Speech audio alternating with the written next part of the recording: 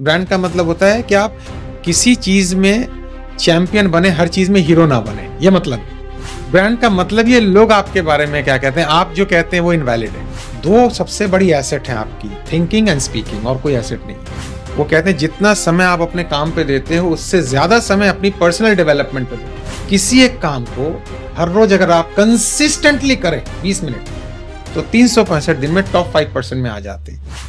Peak पे हर व्यक्ति अकेला होता है, नीचे एक भीड़ होती है। पीक में कंपटीशन ही नहीं है, किसी कीमत पे पैसा या सही कीमत पे पैसा। जो एजुकेट करता है उसकी सेलिंग स्किल कभी फेल नहीं हो सकती। जो फोर्स करता है, पुश करता है, वो हमेशा टेंशन में रहेगा, फेल। कहते हैं सीखने और सिखाने की कोई उम्र नहीं होती। आज हम ऐसी शानदार जबरदस्त पर्सनालिटी को आपके साथ रूबरू करवाने लेके आए हैं, the one and only Rajesh Agarwal ji. स्वागत है सर आपका हमारे पॉडकास्ट में। काफ़ी तमन्ना थी सर से मेरी मिलने की, क्योंकि मैं काफ़ी लंबे समय से सर को सुन रहा हूँ और प्रभावित हूँ, और आज आप लोगों को भी प्रभावित करवाने के लिए लेके आ रखा हूँ। लेकिन आज केवल हम बातों से नहीं, आज सर से हम सवालों के साथ बातचीत करेंगे। ऐसे सवाल जो आपके बिजनेस में, आपकी सेल्फ हेल्प की ग्रोथ में, आपके माइंडसेट में, आपकी स्किल्स में, आपके लीडरशिप में, आपके बिजनेस में बहुत बड़ा रोल प्ले करने वाली है, आपको लाइफ में ग्रोथ दिलवाने के लिए। तो सर मैं आपसे एक करके सारे सवाल पूछूंगा। बहुत सारे आपके चाहने वाले हैं, काफ़ी सवाल सर मैं आपके लिए लेके आया हूँ, और काफ़ी छांट के सवाल जो है सर के लिए सवाल लेके आ रखा हूँ। तो आज सर हम इस पॉडकास्ट में आपसे कुछ ऐसे सवालों पर गंभीर चर्चा करेंगे जिसमें लोगों को हम वो एजुकेशन दे पाएँ जो कई बार वो ले नहीं पाते, क्योंकि इस सोशल मीडिया की भीड़ भाड़ की दुनिया में और इतनी डिस्ट्रैक्शन है, लोगों को सही वैल्यू मिल नहीं पाती। तो सर स्वागत है आपका हमारे पॉडकास्ट में। कैसे हैं सर आप? सबसे पहले बहुत शुक्रिया आपका राजेंद्र जी, और हम ऊपर वाले की बरकत है, सब ठीक है, खुशनुमा मिजाज है, और बहुत शुक्रिया आपने मौका दिया हमें। Thank you so much sir, most welcome. Sir से मेरा पहला सवाल सर आपके बारे में है जी। कई लोग सर आज आपके बारे में जानना चाहते हैं, आपके बारे में सुनते हैं, जब समझते हैं और देखते हैं आपको, तो कई बार लोगों को लगता है कि कौन है, कहाँ से हैं, किस तरह से इन्होंने जर्नी शुरू की। क्योंकि सर इस भीड़ भाड़ की दुनिया में, इस सोशल मीडिया के डिस्ट्रैक्शन में लोग अथॉरिटी को भूल गए हैं, किससे सीखना है लोगों को पता नहीं होता। तो मैं चाहता हूँ कि आप आज हमारी ऑडियंस के साथ अपनी जर्नी की सर थोड़ा सा आप बातचीत शेयर कीजिए कि कैसे आपका सफ़र रहा, कैसे आप इस ट्रेंडर बनने की जर्नी में आए, इस फील्ड में आए, आज आप लोगों की मदद कर रहे हैं, आप एमएनसीज में, आप जो है कॉर्पोरेट ट्रेनिंग पे आप इतना अच्छा काम कर रहे हैं। तो सर थोड़ा सा मैं आपकी जर्नी के बारे में जानना चाहता हूँ कि आपकी जर्नी कैसे रही। बहुत बड़ा अच्छा क्वेश्चन आपने पूछा है, और जो मेरे दिल के सबसे अजीज़ है, करीब है, उस क्वेश्चन से आप शुरुआत कर रहे हैं। मेरी पैदाइश और परवरिश कैलकाटा में हुई। कोलकाता? जी, कोलकाता आप कहते हैं उसको। और मेरे फादर बिजनेसमैन थे, उनकी बहुत सारी रेडीमेड गारमेंट्स की दुकानें थीं, लेकिन मेरा उसमें कोई इंटरेस्ट नहीं था। ठीक है, मेरा जो नेचुरल इंक्लिनेशन है, स्वाभाविक जो चाह थी मेरी, वो ये थी कि मैं poetry, dramatics, acting, theatre, right, singing, और ये सारे मेरे लिटरेचर, ये मेरे सबसे करीबी सब्जेक्ट थे जिसमें मैं नेचुरल तरीके से इंटरेस्ट लेता था और परफॉर्म करता था। तो मैं 12 साल की उम्र से मैंने डिस्कवर किया अपने अंदर कि मुझे बोलने की एक नेचुरल ऊपर वाले ने गिफ्ट दी है, राइट। मतलब माइक दे दें आप तो फिर वो फ्लो होता है, नेचुरल फ्लो होता है, ये मैंने डिस्कवर कर लिया था। और कैलकाटा में यानी कोलकाता में एक शख्स हैं जो अभी भी हैं, जिनका नाम है शकील अंसारी। शकील अंसारी, हम उनको शकील भाई कहते हैं। वो वहाँ के टॉप एंकर होस्ट हुआ करते थे, आज भी हैं। तो मैं उनके प्रोग्राम, ऑर्केस्ट्रा प्रोग्राम ऑब्जर्व करने जाता था। बाकी लोग तालियां बजाने जाते थे, लेकिन मैं नोट्स बनाता था कि वो मंच पे कैसे आते हैं, वॉइस मॉड्यूलेशन का कैसे इस्तेमाल करते हैं, चॉइस ऑफ वर्ड्स क्या है, डिलीवरी स्किल क्या है, कैसे कैसे। ये मैं 12 साल की उम्र से 18 साल तक मैंने उनको ऑब्जर्व किया। आप ऑब्जर्व कर रहे थे उस उम्र से ही? हाँ। जहाँ भी उनके प्रोग्राम होते मुझे पता लग जाता। और मेरे इसी के पैरेलल मेरे फादर चाहते थे कि मैं उनका बिजनेस संभालूं, दुकान संभालूं, बट आपका इंटरेस्ट था नहीं? मेरा था नहीं। और जैसे आप जानते हैं, हिंदुस्तानी समाज में हम लोग आर्ग्यूमेंट नहीं कर सकते हैं, ऊंची आवाज में बात नहीं कर सकते, आपका माहौल अलग है। तो मैंने कहा इसको बैलेंसिंग कैसे करूं, फादर को भी मना लूं, ये भी सीख लूं, वो भी कर लूं। तो मैं बड़ी मुश्किलों वाला वक्त था, क्योंकि फाइनेंशियल बड़ी ज़्यादा चैलेंजेस थी। मैं जिस मकान में रहता था, जिस बिल्डिंग में रहता था, वहाँ 8 मकान थे, 50 लोग थे, एक वॉशरूम था। एक वॉशरूम? एक ही वॉशरूम उस बिल्डिंग में? जी जी जी। तो आपको वेटिंग लिस्ट में रहना पड़ेगा। जीवन के 20 साल तक मैं रास्ते पे नहाया, म्यूनिसिपल कॉरपोरेशन रास्ते पे। मैं बाथरूम, वॉशरूम क्या होता है नहीं जानता था। और एक तरफ अपने मैं इन तमाम जो स्किल्स हैं वो भी सीख रहा था, अपने इंटरेस्ट को भी फुलफिल कर रहा था, शकील भाई को भी वॉच कर रहा था, फादर के बिजनेस को भी संभाल रहा था, स्कूलिंग कॉलेज में भी चल रहा था। तो ये सारी अलाइनमेंट करके जिंदगी चल रही थी। ये 20 साल तक चला। 20 साल की 20 साल की उम्र तक ये चला। 20 साल की उम्र में अचानक फादर का बिजनेस कोलैप्स कर गया जब मेरी 20 साल की उम्र थी, यानी वो बैंकरप्ट हो गए। और एक रात में हम कोलकाता से दिल्ली आ गए, सब छोड़ छाड़ के। बिजनेस बंद हुआ, आप छोड़ के वापस दिल्ली आ गए? हम अपनी बुआ जी के यहाँ दिल्ली आ गए। जिसमें मेरी 2 सिस्टर हमारे साथ थी, मम्मी और फादर। बड़ी सिस्टर मेरे से 10 साल बड़ी हैं, तो उनकी शादी पहले हो चुकी थी। तो यानी मैं उस समय बीकॉम फाइनल ईयर में था। तो पढ़ाई छूट गई होगी? पढ़ाई छूट गई। सबसे बड़ा पेन वो था, पढ़ाई छूटने का। लोग कहते हैं आज की डेट में पढ़ना क्यों जरूरी है, बट मैं पढ़ाई की कीमत जानता हूँ, अहमियत जानता हूँ। क्या छूटा था मुझे पता है उसका। और यहाँ आने के बाद फादर ने मुझे पालिका बाजार में, जो दिल्ली में पालिका बाजार है, वहाँ एक हैंगर लेके दे दिया कि अब यहाँ पे तुम टी शर्ट बेचो, घर को संभालो। सड़क के किनारे वही पालिका बाजार में, अगर आप 5 नंबर गेट से नीचे उतरेंगे तो वहीं पे हमारा हैंगर लगता था। हम टी शर्ट बेचते थे। सुबह चाय की पत्तियां चाय वालों को दे देते थे, 10 से 5 टी शर्ट बेचते थे। 5 बजे के बाद फिर हम जाके चाय की पत्तियों वाले से पेमेंट लेते थे। ये हमारा रूटीन था। तो 2 काम आप कर रहे थे? 2 काम एक था, डबल इनकम। क्योंकि फादर को कैंसर हो गया था, लंग कैंसर था, और उनका कीमोथेरेपी, रेडियोथेरेपी ट्रीटमेंट करने के लिए पैसे कहाँ से लाए? वो तो कभी नौकरी से काम बनता नहीं। ऐसे करके दिल्ली में हमारी लाइफ 91 में शुरू हुई। 91 में आप दिल्ली आ गए? जी। और ये काम करने लगे? ये काम करने लगे। मतलब बिल्कुल सब एक रात में सब बदल गया, एक रात में सब खत्म। मगर इसके बीच में सबसे बढ़िया बात यह रही कि मैंने कभी भी उम्मीदें नहीं छोड़ी, आशाएं नहीं छोड़ी, क्योंकि यही एक चीज थी जो मेरे पास थी और कुछ नहीं था। और मुझे पता था कि कल एक नया दिन होगा। कल एक नया दिन होगा। कल एक नया दिन, एक उम्मीद। जी जी।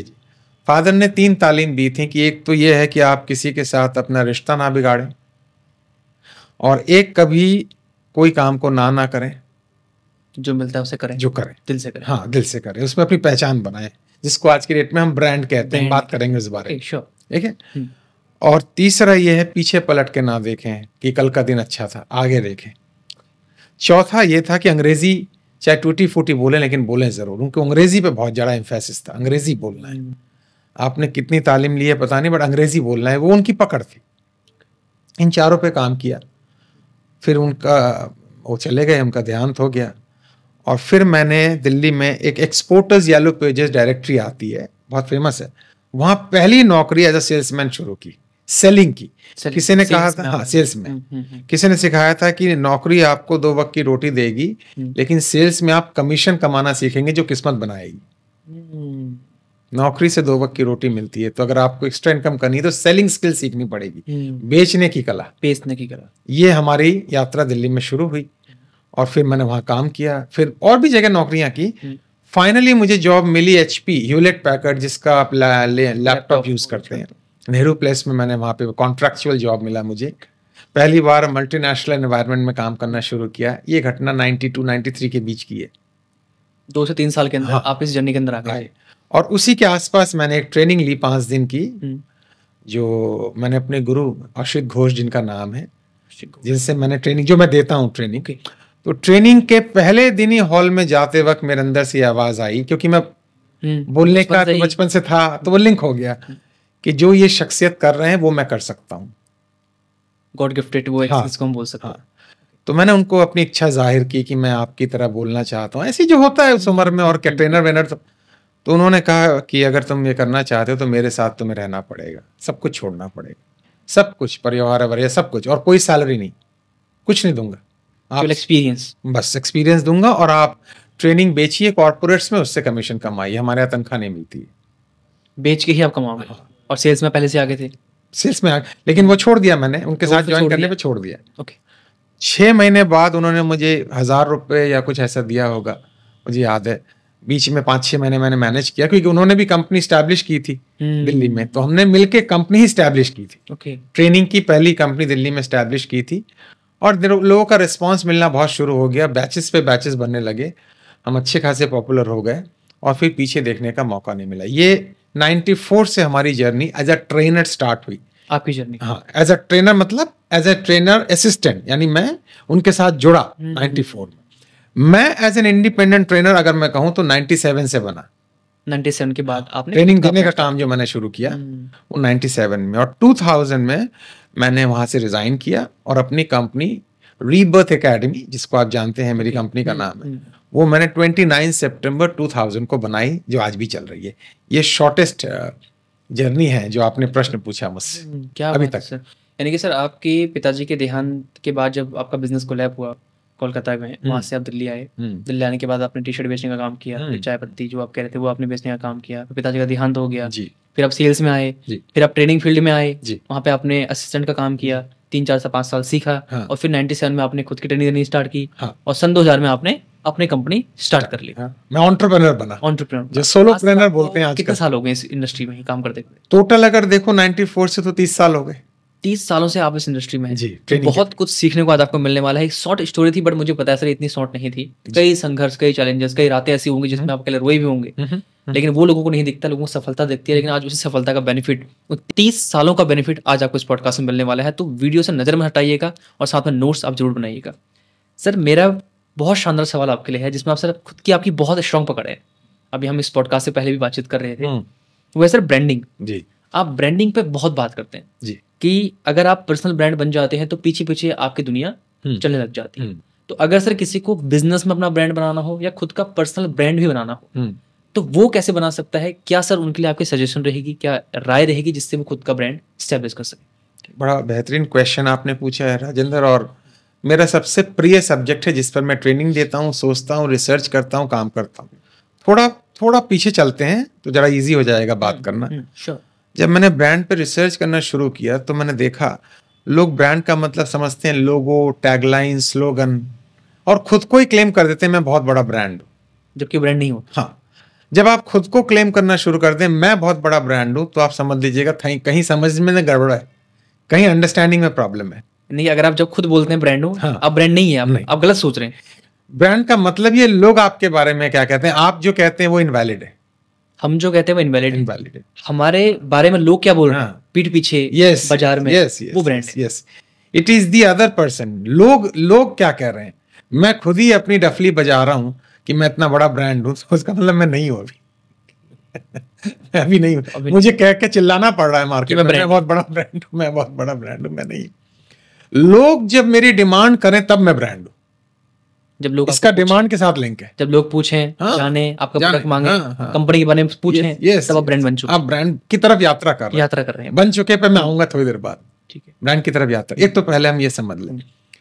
तो जब मैंने रिसर्च करना शुरू किया, मैंने शुरू में ट्रेनिंग जब शुरू की तो पब्लिक स्पीकिंग, लीडरशिप, सेल्स, ये सब मैं करता था शुरू में, जो मुझे ट्रैक कर रहे हैं 30 साल से। बट मैंने देखा भारत का कोई भी प्रोडक्ट इंटरनेशनल ब्रांड में भी स्टैब्लिश नहीं। हम एक्सपोर्टर हैं, हम मैन्युफैक्चरर हैं, लेकिन एज अ ब्रांड अभी तक हम स्टैब्लिश नहीं कर पाए, जबकि सारा कुछ जो वर्ल्ड में बनता है उसका सारा कुछ यहाँ प्रोडक्शन होता है। हम यहाँ जूते बनाते हैं, कार बनाते हैं, कपड़े बनाते हैं, बट हम मैन्युफैक्चरर हैं, ठप्पा कोई और लगाता है। काम हमारा, नाम किसी और का हो रहा है। इसने मुझे बड़ी तकलीफ दी। पोटेंशियल हमारे पास सब है, मैन पावर है, रिसोर्स है, माइंडसेट है, लोग अच्छे हैं, क्लाइमेट है, सीजन है, पानी है, नदियां है, ब्रांड नहीं। काम भी करना आता है, टेम्परामेंट है हमारा। हम वर्ल्ड के बहुत बेहतरीन टेम्परामेंट वाले लोग हैं, इसीलिए आप जब देखते हैं कोई भी भारतीय अमेरिका जाता है उसको तुरंत ले लिया जाता है, क्योंकि हमारा टेम्परामेंट बहुत अच्छा है। Irrespective of caste, creed and religion, हम किसी भी रिलीजन से क्यों ना हो, टेम्परामेंट हमारा कल्चरली बहुत अच्छा है। हम पंगे नहीं करते, बकवास नहीं करते, एडजस्ट कर लेते हैं तुरंत। ये सब हमारे कल्चरल वैल्यूज हैं, फिर भी ब्रांड नहीं है। तो ये मेरे को पिछले 3 4 5 साल 6 साल से बड़ी तकलीफ दे रहा है। तो मैंने एक मिशन लिया कि क्या मैं अब जो अंतिम काम है, जो लास्ट फेज में काम शुरू कर रहा हूँ, 30 साल काम, कुछ ऐसा करूं कि मेरी ट्रेनिंग मेथोडोलॉजी को मैं ऐसा डेवलप करूं कि भारत का एक भी बंदा अगर इंटरनेशनल ब्रांड बनने में मदद कर पाऊं, तो मुझे लगता है मैंने अपनी मिट्टी के लिए एक अच्छा काम किया। तो अभी आप ब्रांडिंग के ऊपर काम कर रहे हैं। तो मेरा स्लोगन है कि इंडियन ऑर्गेनाइजेशन को या इंडियन टैलेंट को ग्लोबल ब्रांड बनाने में हम मदद करते हैं। ओके, क्या बात है। यानी हम केवल 10x हो जाए, और जो आजकल टर्मिनोलॉजी चलती है कि मैं सप्ताह में 1 दिन काम करो और टर्नओवर डबल कर लो, ये सारी टर्मिनोलॉजी चलती है। मैं माफ करना इनके पक्ष में इतना नहीं हूं। मैं मानता हूं कि अगर मैं ग्लोबल लेवल पे ब्रांड बन पाया और उनकी लाइफ को बदल पाया, तो टर्नओवर उसका बाई प्रोडक्ट है, प्रॉफिट उसका बाई प्रोडक्ट है, ब्रांडिंग का बाय प्रोडक्ट। हाँ, ये सारे पीछे पीछे अपने आप आ जाएंगे। मैं सेल्स कर लूं, नेगोशिएट कर लूं, स्कीम निकाल दूं, डिस्काउंट दे दूं, कूपन निकाल दूं, मतलब अभी आप सेल्समैन, अभी ब्रांड नहीं है। ब्रांड ऐसी भाषा में बात नहीं करता है, वो अपने प्रोडक्ट को इतना हाई क्वालिटी का बनाता है कि इसके बगैर जीना मुश्किल हो जाए। Like Apple, Amazon, Apple, Google, कोई भी नाम ले लो। इंडिया में टाटा ले लें आप, टाटा। हाँ, टाटा एक ऐसी कंपनी है, ब्रांड का मतलब होता है कि आप किसी चीज में चैंपियन बने, हर चीज में हीरो ना बने, ये मतलब है। ओके, किसी चीज में चैंपियन बने, किसी एक चीज में चैंपियन हीरो ना बने, हर चीज में हीरो ना बने, ये ब्रांड है। किसी एक चीज को पकड़ के चले। लेकिन टाटा एकमात्र ऑर्गेनाइजेशन है जो कोई भी प्रोडक्ट ले आएगी, लोग उसको स्वीकार करेंगे, क्योंकि वहां पे ब्रांड ट्रस्ट कहा जाता है। रतन टाटा जी की हाँ, टच। टाटा की जो लिगेसी है 180 साल की, वो प्रोडक्ट से ज्यादा ट्रस्ट पे है ना। तो वो यूनिक एग्जांपल है वर्ल्ड का। लोग सर कई बार कहते भी हैं कि हम टाटा का प्रोडक्ट इसलिए नहीं खरीदते कि ये चीजें अच्छी बनाते हैं, हम इसलिए खरीदते हैं क्योंकि रतन टाटा जो भी उनकी लिगेसी कहते हैं इसको, एक कल्चर है, एक क्रेडिबिलिटी है। ओके, टाटा का शेयर मतलब दादा लेगा पोता बढ़तेगा। टाटा शेयर, तो ये टाटा हमारे देश का यूनिक एग्जांपल है टाटा ग्रुप ब्रांड के मामले में। बट अब पॉसिबल नहीं है वो, क्योंकि अब मार्केट और भी फोकस्ड और नैरो हो गई है। तो अभी तक जो आपने प्रश्न पूछा उसका मैं सारांश कर सकूं, तो मैंने ये मिशन लिया कि क्या मैं जो बाहर के ब्रांड है जिनके प्रोडक्ट यहाँ बनते हैं, हम अपने प्रोडक्ट को सिर्फ मैन्युफैक्चर ना करें, उनको एक इंटरनेशनल ब्रांड का रुतबा कैसे दें। अब मैं इस पे काम कर रहा हूं, इसलिए मेरे प्रोग्राम का नाम है B2B, business to brand story. Okay, B2B का मतलब है बिजनेस टू बिजनेस, या B2C मतलब बिजनेस, ये जनरल टर्मिनोलॉजी। लेकिन हमने नाम दिया B2B का मतलब business to brand story. Business to brand story, business को एक ब्रांड स्टोरी में कैसे कन्वर्ट करें। तो ये अभी तक का आंसर है जो आपने प्रश्न पूछा। फिर जब आप आगे बढ़ेंगे तो मैं आंसर करूंगा। तो सर अगर मैं हूँ और मैं एक कंपनी नहीं हूँ, मैं एक पर्सन हूँ और मुझे भी खुद का एक ब्रांड बनाना है। आज हर कोई सोशल मीडिया पे अपनी अथॉरिटी दिखाना चाहता है, फोटोज डाल रहा है, वीडियोस डाल रहा है, अपने आप में एक अलग रुतबा दिखाना चाहता है। तो वो अगर अपने आप को एज अ ब्रांड प्रेजेंट करना चाहे तो पर्सनल लेवल पर वो कैसे कर सकता है? जी, बहुत बेहतरीन प्रश्न है कि मैं एक इंडिविजुअल हूँ और मैं एक इंटरनेशनल ब्रांड बनना चाहता हूँ, तो मैं ऐसा क्या करूँ? मेरे पास कोई फिजिकल प्रोडक्ट नहीं है, बट मेरी सर्विसेज है, और उसको मैं ब्रांड में कैसे कन्वर्ट करूँ? ठीक है, यही प्रश्न है। तो लता मंगेशकर जी के गाने से शुरू करते हैं, मेरी आवाज ही मेरी पहचान है। रफी साहब का गाना है, तुम मुझे यूं भुला ना पाओगे। भाई हमारे पास जो टैलेंट है उन्हीं का जिक्र करेंगे ना। तो मेरी आवाज ही अगर मेरी पहचान है, तो इसको हम इस कॉन्टेक्स्ट में ले लें जो प्रश्न आपने पूछा है कि मैं ऐसा क्या कंटेंट लाऊं जिसमें मैं कंसिस्टेंट रहूं, एक्सक्लूसिव रहूं, यूनिक रहूं, बार बार उसको बदलूं ना। एक ही काम को पकड़ के उसी को लगातार कंसिस्टेंसी के साथ आगे बढ़ाते जाओ, चेंज ना करो बीच में। A से A1, A1 से A2, A2 से A3, ना कि A to B to C। कल किसी ने बोल दिया अरे ये कर लो, फिर परसों किसी ने, तब आप मिसलेनियस हो गए, अब ब्रांड नहीं है। आपको ऑडियंस जो है वो ट्रैक करती है कि इसी काम में इसने नया क्या लाया, नया क्या लाया, नया क्या लाया, नया उसी से मिलता जुलता, उसी थीम में आगे होना चाहिए। अब मान लो आप एक तो ये वर्ड मुझे आजकल जमता नहीं है, मैं यूट्यूबर हूँ, ये वर्ड मुझे समझ में नहीं आता। आपने सुना होगा ना, ये यूट्यूब में यूज करता हूँ, मैं यूट्यूबर नहीं हूँ, ये बोलिए। यूट्यूब में यूज करता हूँ, यूट्यूब एक प्लेटफॉर्म है जो मैं यूज करता हूँ अपने टैलेंट, अपने सर्विस को बताने के लिए। यूट्यूबर बोल के कोई प्रोफेशन नहीं है, यूट्यूबर कोई प्रोफेशन नहीं है, वो एक प्लेटफॉर्म है जो मैं यूज कर रहा हूँ। आज तो सर कई सारे लोग बोलते हैं कि जी मैं यूट्यूबर हूँ, ये टर्मिनोलॉजी गलत है, ये ब्रांड में नहीं शामिल हो सकती है, एक जनरल कैटेगरी में आ जाएगी। जनरल में आ गई। हाँ, मैं भी यूट्यूब यूज करता हूँ, आपका चैनल भी है मेरा चैनल है जिसमें ऑर्गेनिक सब्सक्राइबर हैं, ऑर्गेनिक। तो मैं यूट्यूब को यूज कर रहा हूँ और उसमें मेरी वीडियोस बहुत स्लो आती हैं, रोज नहीं आती हैं। बहुत, जब मुझे पता है कब डालना है, कब रील डालनी है, कब क्या डालना है, तो मैं यूट्यूब के प्लेटफॉर्म को यूज कर रहा हूँ अपनी बात को पहुंचाने के लिए, बट मैं यूट्यूबर नहीं हूँ। ओके, ठीक है। तो वापस आते हैं आपके प्रश्न पे। तो मैं एज एन इंडिविजुअल खुद को अगर as an international brand brand को कैसे स्टैब्लिश किया जाता है? पहले लोकल होता है अपने रेडियस में, फिर धीरे धीरे स्टेट वाइज, फिर नेशनल, फिर इंटरनेशनल, ऐसे करके ब्रांड जलेबी की तरह आगे बढ़ता है। जी जी, टेढ़ा मेढ़ा ऐसे करके आप सीधा रॉकेट की तरह जाएंगे तो मुश्किल होगा। तो आपको पहले अपनी टारगेट मार्केट डिसाइड करनी है कि ये प्रोग्राम है किसके लिए। नीश मार्केट, निश जनरल कैटेगरी बोल के कुछ नहीं होता, फिर वही बात हो जाएगी हर चीज में हीरो, किसी एक चीज में चैंपियन नहीं। I am for everybody. ये पॉडकास्ट है किसके लिए? सबके लिए नहीं है सर। हाँ, नहीं है, नहीं है, नहीं है सबके नहीं है। अगर 100 जेन्युइन सब्सक्राइबर मेरे हैं, वो 1000 से बेटर है। क्वालिटी ऑडियंस, बिल्कुल क्वालिटी। हमें एक तो फोकस वर्ड आता है, मैं कहता हूं एक्सट्रीम फोकस वर्ड यूज करना पड़ेगा। Extreme focus. मैग्नीफाइड ग्लास जब रखते हैं आप सूरज के नीचे और नीचे कागज रखते हैं तो जल जाता है, उसको एक्सट्रीम फोकस बोलते हैं। कि मैं सिलेक्टेड 100 लोग के लिए काम करूंगा, वो बेहतर है, बशर्ते कि 10,000 मेरे सब्सक्राइबर हो गए, ये हो गए, लेकिन मैं फिर भीड़ का हिस्सा बन गया, मेरी पहचान नहीं बनेगी, मैं एक जनरल कैटेगरी में आ जाऊंगा।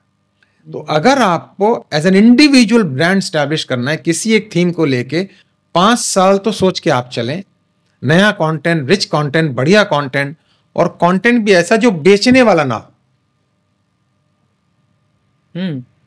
एक तो बेचने वाला कंटेंट है।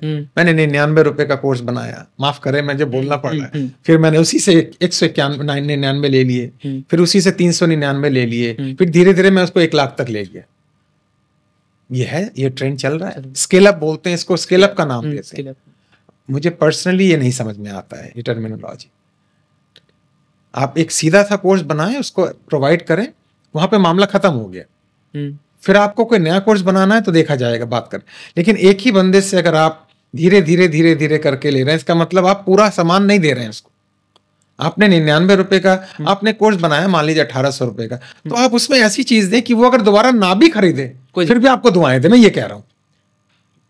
वैसे सर अपने ऊपर, अपने पास का कोर्स है, जैसे आपने कहा इन्फ्लुएंसर की बात की, हाँ। बेचने वाला कंटेंट ना हो, हाँ। वीडियो सेल्स का मेरा प्रोग्राम है, हाँ। तो उसके अंदर से मैं लाइफ टाइम वैलिडिटी के साथ में उस प्रोग्राम को रखा है। मैं चाहता हूँ कि एक बार एक इंसान आए और जीवन भर उस प्रोग्राम के साथ जुड़ा रहे, कभी भी उसे जरूरत पड़ जाए वो खोल के देख सके। जैसे आपने कहा कि वो बार बार खरीदने, उसको लगे कि अपना धोखा कर दिया उसके साथ, कि वो लास्ट में आपने ये छोड़ दिया ना कि ये तो था, इसके आगे ये सीखना है तो फिर ये खरीदे, यानी कि आपने पूरी नॉलेज उसे दी नहीं दी है ना, धोखा कर दिया उसको। हाँ। क्यों इतना डर है आपको? किस चीज का डर है? सर लोग ये कहते हैं कि एक ही कस्टमर से बार बार कमाने को स्केलेबल मॉडल बोला जाता है। आप कह रहे हैं कि अगर एक ही कस्टमर, मैं एक मजाक करता हूँ वो कि एक डॉक्टर थे, मजाक है ये, कोई भी मित्र जो डॉक्टर सुने इनको अन्यथा ना लें, एक मजाक के डिस्क्लेमर डाल दें। तो वो प्रैक्टिस अच्छी चल रही थी, जब बेटा डॉक्टर बना तो एक पेशेंट जो 2 साल से आ रहा था उसको देखा, उसको तुरंत ठीक कर दिया और कहा 1 साल बाद आइएगा, दोबारा 1 साल बाद आइएगा, उसके बीच में नहीं आना है, अगले साल ही आना। प्रिस्क्रिप्शन में लिखा कम आफ्टर 1 ईयर। भारत में ऐसे डॉक्टर हैं और दिल्ली में ही है, नोएडा में ही है, जो ये नहीं कहेंगे अगले महीने आना, वो कहेंगे 1 साल बाद आइए, जरूरत नहीं है आने की, है मैं जानता हूं उनको। तो फादर ने जब देखा वो प्रिस्क्रिप्शन तो उसको बड़ा उन्होंने डांटा और कहा तूने ये क्यों किया, हर महीने बुलाना था, क्योंकि इसी वजह से तो तेरी डॉक्टरी की फीस में दे पाया। उसने कहा पापा जरूरत नहीं थी, क्योंकि जो इनका प्रॉब्लम है वो अभी 1 साल तक के लिए ठीक है, तो बेटा ज्यादा अच्छा था, अपने काम में ऑथेंटिक था, वो भी हर महीने बुला सकता था। ये मैं मजाक कर रहा हूं, ठीक है। तो आप एक कंटेंट ऐसा दें अगर वो दोबारा ना भी खरीदे, हाँ अगर वो कहता है सर मुझे आपसे पर्सनल टाइम लेना है, एक कंटेंट और आप बनाइए, तब आपकी डिमांड है, तब आप अलग फीस लें। लेकिन आपने ऐसी जगह जाके उसको छोड़ दिया कि आपको पता है कि मैंने ऐसी जगह छोड़ा है, लटका के रखा है कि ये खरीदेगा ही खरीदेगा, मुझे लगता है कहीं ना कहीं वो आपने अनजस्टिफाई किया है। बिल्कुल सर, अभी मैंने हाल में से प्रोग्राम अटेंड किया, उसमें सर ऐसा ही हुआ, उसमें नॉलेज दी गई और एक पॉइंट ऐसा था जिसको मैं सीखना चाहता था, बट उस पॉइंट को छोड़ दिया। और उस पॉइंट को सीखने के लिए उन्होंने कहा जी अब इतने पैसे और लाओ, जितने पैसे मैंने प्रोग्राम के लिए दिए थे उसे 3 गुना डिमांड उन्होंने और कर दी। हाँ। अगर आपको ये सीखना है तो मैंने कहा मैं तो ये सीखने आया था सर, ये तो हमारा एक अलग है, इसके लिए आपको अलग पे करना होगा। तो सर ये आपने बड़ा ही सही कहा कि जो आपने कहानी समझाई वो समझाने के लिए थी, वो आपको बताने के लिए थी कि ऑथेंटिक रहना कितना जरूरी है। तो अगर हमें किसी को कुछ देना है तो हम एक टाइम में दे दें, उसे पूरी नॉलेज दे दें। अगर वो दोबारा हमारे पास किसी और चीज के लिए आता है कि सर मुझे इस बारे में भी आपसे सीखना है, तब उससे आप चार्ज करें, आएगा ही। आपने हाई क्वालिटी सर्विसेज अगर डिलीवर किए वो आएगा ही आएगा। हम अक्सर कहते हैं वैल्यू क्रिएट हुई है तो, सॉरी अगर उसकी लाइफ में वैल्यू क्रिएट हुई है तो, वैल्यू के अलावा करना क्या है? वैल्यू ही तो ब्रांड है। वैल्यू ही तो ब्रांड है। और इसमें हम ये कहते हैं कि अगर आपका कस्टमर आपका ब्रांड एम्बेसडर नहीं है तो आपने वैल्यू क्रिएट नहीं की। Your customer has to become your brand ambassador. वो 4 जगह बताए ना, एडवर्टाइजमेंट से कितना बेच लेंगे, कितना बेच लेंगे, वो बताएं सर इनके पास जाएं, इनके साथ टाइम लें, इनको बुक करें, जो भी है, जो भी आपकी सर्विसेज है, तब आप ब्रांड की तरफ यात्रा करें। और यही पॉइंट अगर आपने उल्टा कर दिया नेगेटिव भी हो जाएगा इसका। बिल्कुल, जो हो रहा है मार्केट में। जैसे हम भी है, जैसे कभी हम कुछ खरीदने जाते हैं और वहां से हमें अच्छा एक्सपीरियंस नहीं होता, हाँ, हम 10 लोगों को बताते हैं कि वहां तो मत जाना, तो वो भी एक नेगेटिव ब्रांडिंग होने लगती है। जी, एक नेगेटिव कस्टमर 21 लोगों को बताता है, एक पॉजिटिव कस्टमर 4 लोगों को बताता है। नेगेटिविटी बहुत जल्दी राइज करती है, पॉजिटिविटी बहुत सपोर्ट करती है। तो अगर किसी को अपना ब्रांड बनाना हो तो पर्सनल लेवल पर अपने वैल्यूज को इतना स्ट्रांग रखो, कस्टमर की लाइफ में इतना वैल्यू दे दो उसे, कि वो बार बार खुद ही घूम के आपके पास आए, अगर आप उसे ना भी पूछे तो। यस, आएगा ही, आएगा ही। क्या बात है। सर ने भी ब्रांडिंग की यहाँ पर बात की। सर आपने भारत के, हमारे हिंदुस्तान के बहुत सारे ऐसे ट्रेनर हैं जो आज यूट्यूब में भी और अपने पर्सनल लेवल पर भी ट्रेनिंग फील्ड में बहुत अच्छा काम कर रहे हैं, वैसे नाम हम किसी का लेना नहीं चाहेंगे। आपने सर कई लोगों को, कई ट्रेनर को जो इंडिया में अच्छा कर रहे हैं उनको आपने ट्रेनिंग दी है, पर्सनल मेंटरशिप दी है, पब्लिक स्पीकिंग के ऊपर, ब्रांडिंग के ऊपर आपने बहुत अच्छी उनको नॉलेज दी है। तो सर मैं चाहता हूँ कि हमारी ऑडियंस को पब्लिक स्पीकिंग अगर सीखनी है, अगर वो एक इन्फ्लुएंशियल स्किल्स को हासिल करना चाहें, पब्लिक स्पीकिंग को, वो लोगों के सामने बोलना चाहें, आज जितने भी हमें सेल्स के और व्यापारी लोग देख रहे हैं वो कहीं ना कहीं बेचने में अच्छे होते हैं, बोलने में अच्छे होते हैं, अपना प्रोडक्ट, अपनी कंपनी को अच्छा बना लेते हैं, बट जब वो ऑडियंस के सामने आते हैं तो उन्हें किसी दूसरे का, अपने जूनियर पर्सन का सहारा लेना पड़ता है कि आप हमारी कंपनी के बारे में जाके बताओ, वो ओनर जाके नहीं बताता। तो अगर किसी को सिर्फ अगर पब्लिक स्पीकिंग सीखनी है और अच्छे लेवल का उसे स्पीकर बनना है, तो पब्लिक स्पीकिंग पर सर आपकी खुद की क्लासेस रही हैं, आपने कई लोगों को मेंटरशिप दी है, तो वो कैसे अपने आप को ग्रो कर सकता है एज अ पब्लिक स्पीकिंग के इस अपने सेक्टर के अंदर, ताकि वो अच्छा बोल पाए लोगों के सामने? ओके, इस पर हम एक प्रॉपर वर्कशॉप करते हैं 2 दिन की, वो अलग मैटर है। बट मैं आपको पब्लिक स्पीकिंग की 2, 4, 5 बातें बहुत बता दूं जो मार्केट में चल रहा है, उस ट्रेंड से अलग बताऊं। आपने मित्रों देखा होगा, या आपसे भी मैं कह रहा हूं देखा होगा, कि कुछ लोग चिल्ला के बात करते हैं। ऊर्जा से बात करना अलग है, चिल्ला के बात करना अलग है। ओके, ऊर्जा से बात करना अलग है, चिल्लाना अलग है। अगर आपके अंदर नेचुरल ऊर्जा है तो चिल्लाने की आवश्यकता क्यों पड़ रही है? आपकी खामोशी बोले, बात तो बाद में आती है। आपका पर्सोना बोले, आपका स्टेज प्रेजेंस बोले, बात तो बहुत बाद में आती है। आपका प्रोफाइल पहले बोलता है। तो प्रोफाइल ही नहीं बोल रहा है तो चिल्ला के सब्स्टिट्यूट करना पड़ रहा है आपको कि मैं ये हूं। हाँ, तो पब्लिक स्पीकिंग का जो थंब रूल है कि आपकी पर्सनैलिटी, आपका स्टेज प्रेजेंस, आपका ड्रेसिंग सेंस, आपकी वॉइस, आपकी टोन, आपका शब्दों का चुनाव, आपकी लैंग्वेज। हम आजकल फ्लो में आके कुछ ऐसे शब्दों को यूज कर देते हैं जो सोशली एक्सेप्टेड नहीं है। बहुत सारे स्पीकर करते हैं और वो समझते हैं ये मोटिवेशन का ये तरीका है। देखिए, हम सब एक इन्फ्लुएंसर्स हैं, पब्लिक प्रॉपर्टी हैं, और हम जो बोलेंगे और दिखाएंगे वही नीचे डुप्लीकेट होगा। और हम सिखा रहे हैं बेसिक एटिकेट्स कैसे, और हम गलत शब्द का चुनाव कर दें तो कैसे होगा। तो पब्लिक स्पीकिंग के लिए मैं किस तरह बोलूंगा वो बाद में आ रहा है। मैं जो बोल रहा हूं वो कंटेंट तो पहले रेडी हो। ये मैं मानता हूं कि तरीका भी इंपॉर्टेंट है, लेकिन कंटेंट अगर आपका रिच नहीं है, लो क्वालिटी का है, चीप क्वालिटी का है, उसमें रिच वर्ड्स नहीं है, तो आप कभी भी अच्छा इंप्रेशन क्रिएट नहीं कर पाएंगे। तो पहला काम जिसको पब्लिक स्पीकर बनना है, मेरे विचार से 1 सप्ताह में 1 किताब उनको जरूर पढ़नी चाहिए। 1 बुक 1 वीक। 1 किताब 1 सप्ताह 1 किताब, 52 किताब साल में। अगर ना भी कर पाए तो कम से कम 2 किताब महीने में करें।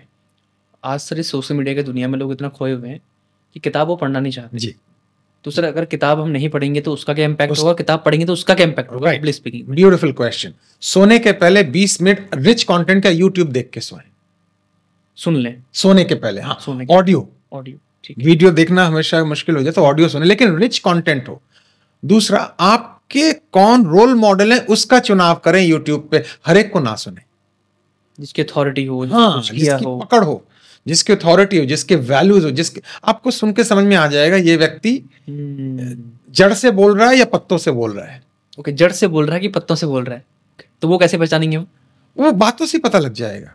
उस हर वर्ड के अंदर उसकी एक्सपीरियंस की झलक मिल जाएगी। आप एक्सपीरियंस की झलक मिल जाती हर है वर्ड बोलने के से। अंदर मिल जाएगी जी। उसकी बॉडी लैंग्वेज में मिल जाएगी, उसकी डिलीवरी में मिल जाएगी, उसकी खामोशी में मिल जाएगी।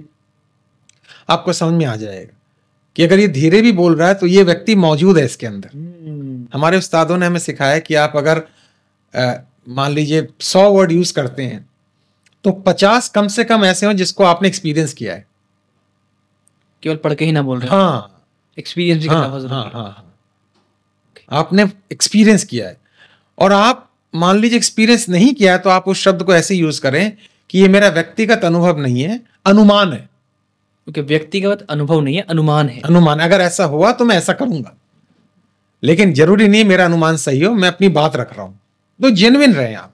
शब्दों का चुनाव बहुत जरूरी है। बहुत सारा खेल ही शब्दों का चुनाव है। हम्म, सारा खेल ही शब्दों का चुनाव है। दो सबसे बड़ी एसेट है आपकी, थिंकिंग एंड स्पीकिंग, और कोई एसेट नहीं।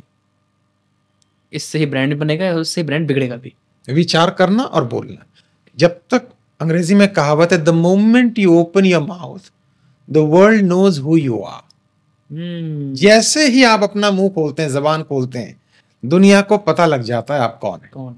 और बिल्कुल 3 4 5 सेंटेंस में पता लग जाए। तो इसका उपयोग बहुत बारीकी से, सलीके से, तरीके से, कायदे से करें। नहीं मेरा बस चले तो मैं कम्युनिकेशन स्किल पे सबको ट्रेनिंग दूं। बहुत बड़ा सब्जेक्ट है। जब आप आगे मुझसे कम्युनिकेशन पे कुछ पूछेंगे तो मैं बताऊंगा कम्युनिकेशन के 4 पड़ाव कैसे होते हैं, उनको कैसे सीखना पड़ता है। बट फिलहाल पब्लिक स्पीकिंग पे ये मैंने जो बोला ये करना चाहिए। बाकी सर आपने 4 बातें और कही, इसमें एक आपने बताई कि जो बोलें दिल से बोलें, ऑथेंटिक होकर बोलें, अपने एक्सपीरियंस से बोलें। बाकी सर 4 पॉइंट और ऐसे कौन से हैं जिसको यूज कर सकते हैं पब्लिक स्पीकिंग में? 4 फेज हैं कम्युनिकेशन के। पहला हु, WHO, हु। जो बोल रहा है वो कैसा व्यक्ति है। हुम तो बहुत बाद में आएगा, जिससे बोल रहा है। वो नेगेटिव व्यक्ति है, वो क्रिटिक है, मतलब नेगेटिव टर्मिनोलॉजी में मोटिवेट करता है, या वो एक पॉजिटिव माइंड फ्रेम का व्यक्ति है। तो पहले जो बोल रहा है, पहले उसकी मैं पर्सनैलिटी की जांच करूंगा, जैसे खून का टेस्ट होता है। सब दोस्तों का टेस्ट। हाँ, मैं अंदर में मेरा जो कंटेंट है, मैं इंसान किस तरह का हूं। मैं हैप्पी व्यक्ति हूं, मैं पीसफुल इंसान हूं, या मैं बहुत बहुत नेगेटिव टर्मिनोलॉजी को यूज करके किसी को मोटिवेट करता हूं। तुमसे नहीं होगा, सब बेकार लोग हैं। अब मैं वो वर्ड यहां नहीं बोल सकता हूं जो लोग यूज करते हैं। मैं समझ सकता हूं सर। तो पहला हो गया हुम। दूसरा हो गया व्हाट, जो बोलना है वो कंटेंट क्या है, व्हाट। ठीक है। तीसरा हो गया हुम, जिससे बोलना है वो कौन लोग हैं। हर व्यक्ति का प्रोफाइल अलग है, बैकग्राउंड अलग है, माइंडसेट अलग है, लेवल अलग है, नॉलेज अलग है, एजुकेशन अलग है। उसके हिसाब से मुझे अपनी टॉक को डिजाइन करना पड़ेगा। हुम। फाइनल हो गया हाउ, किस अंदाज में बोलना है, किस टोन में बोलना है।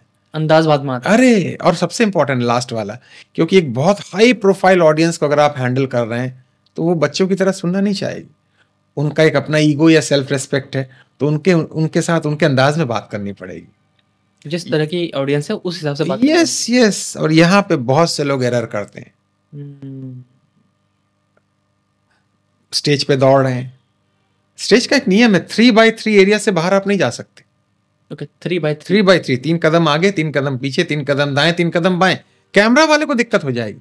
अब मैं आपसे यहाँ बात कर रहा हूँ, हमारे सामने कैमरा लगे हुए हैं, अब मैं इधर उछलूं जैसे होता है, मैं भी तो बॉडी लैंग्वेज, तो बेचारे वो कैमरा वाले बोलेंगे सर आप स्टेबल होके बात करें, आपका ये एरिया बात करना चाहिए, हाथ थोड़ा हिलना चाहिए। अब आप हाथ ज्यादा हिला रहे हैं, बात कम कर रहे हैं, कैसे होगा बताएं आप। बॉडी लैंग्वेज का एक रिदमिक साइंस है। रिदमिक साइंस मतलब आवाज और अंदाज में रिदम दिखना चाहिए बॉडी लैंग्वेज। लैंग्वेज गलत, आवाज गलत, बॉडी लैंग्वेज तो इधर उधर भाग रही है, तो आप पूरा ऑर्केस्ट्रा काम नहीं कर रहा, म्यूजिक सारे अलग अलग काम कर रहे हैं। ये पूरा साइंस है राजेंद्र। यानी कि सर इसको अगर सीखना हो तो इट टेक्स टाइम, समझना होगा, जानना होगा, एक्सपीरियंस करना होगा।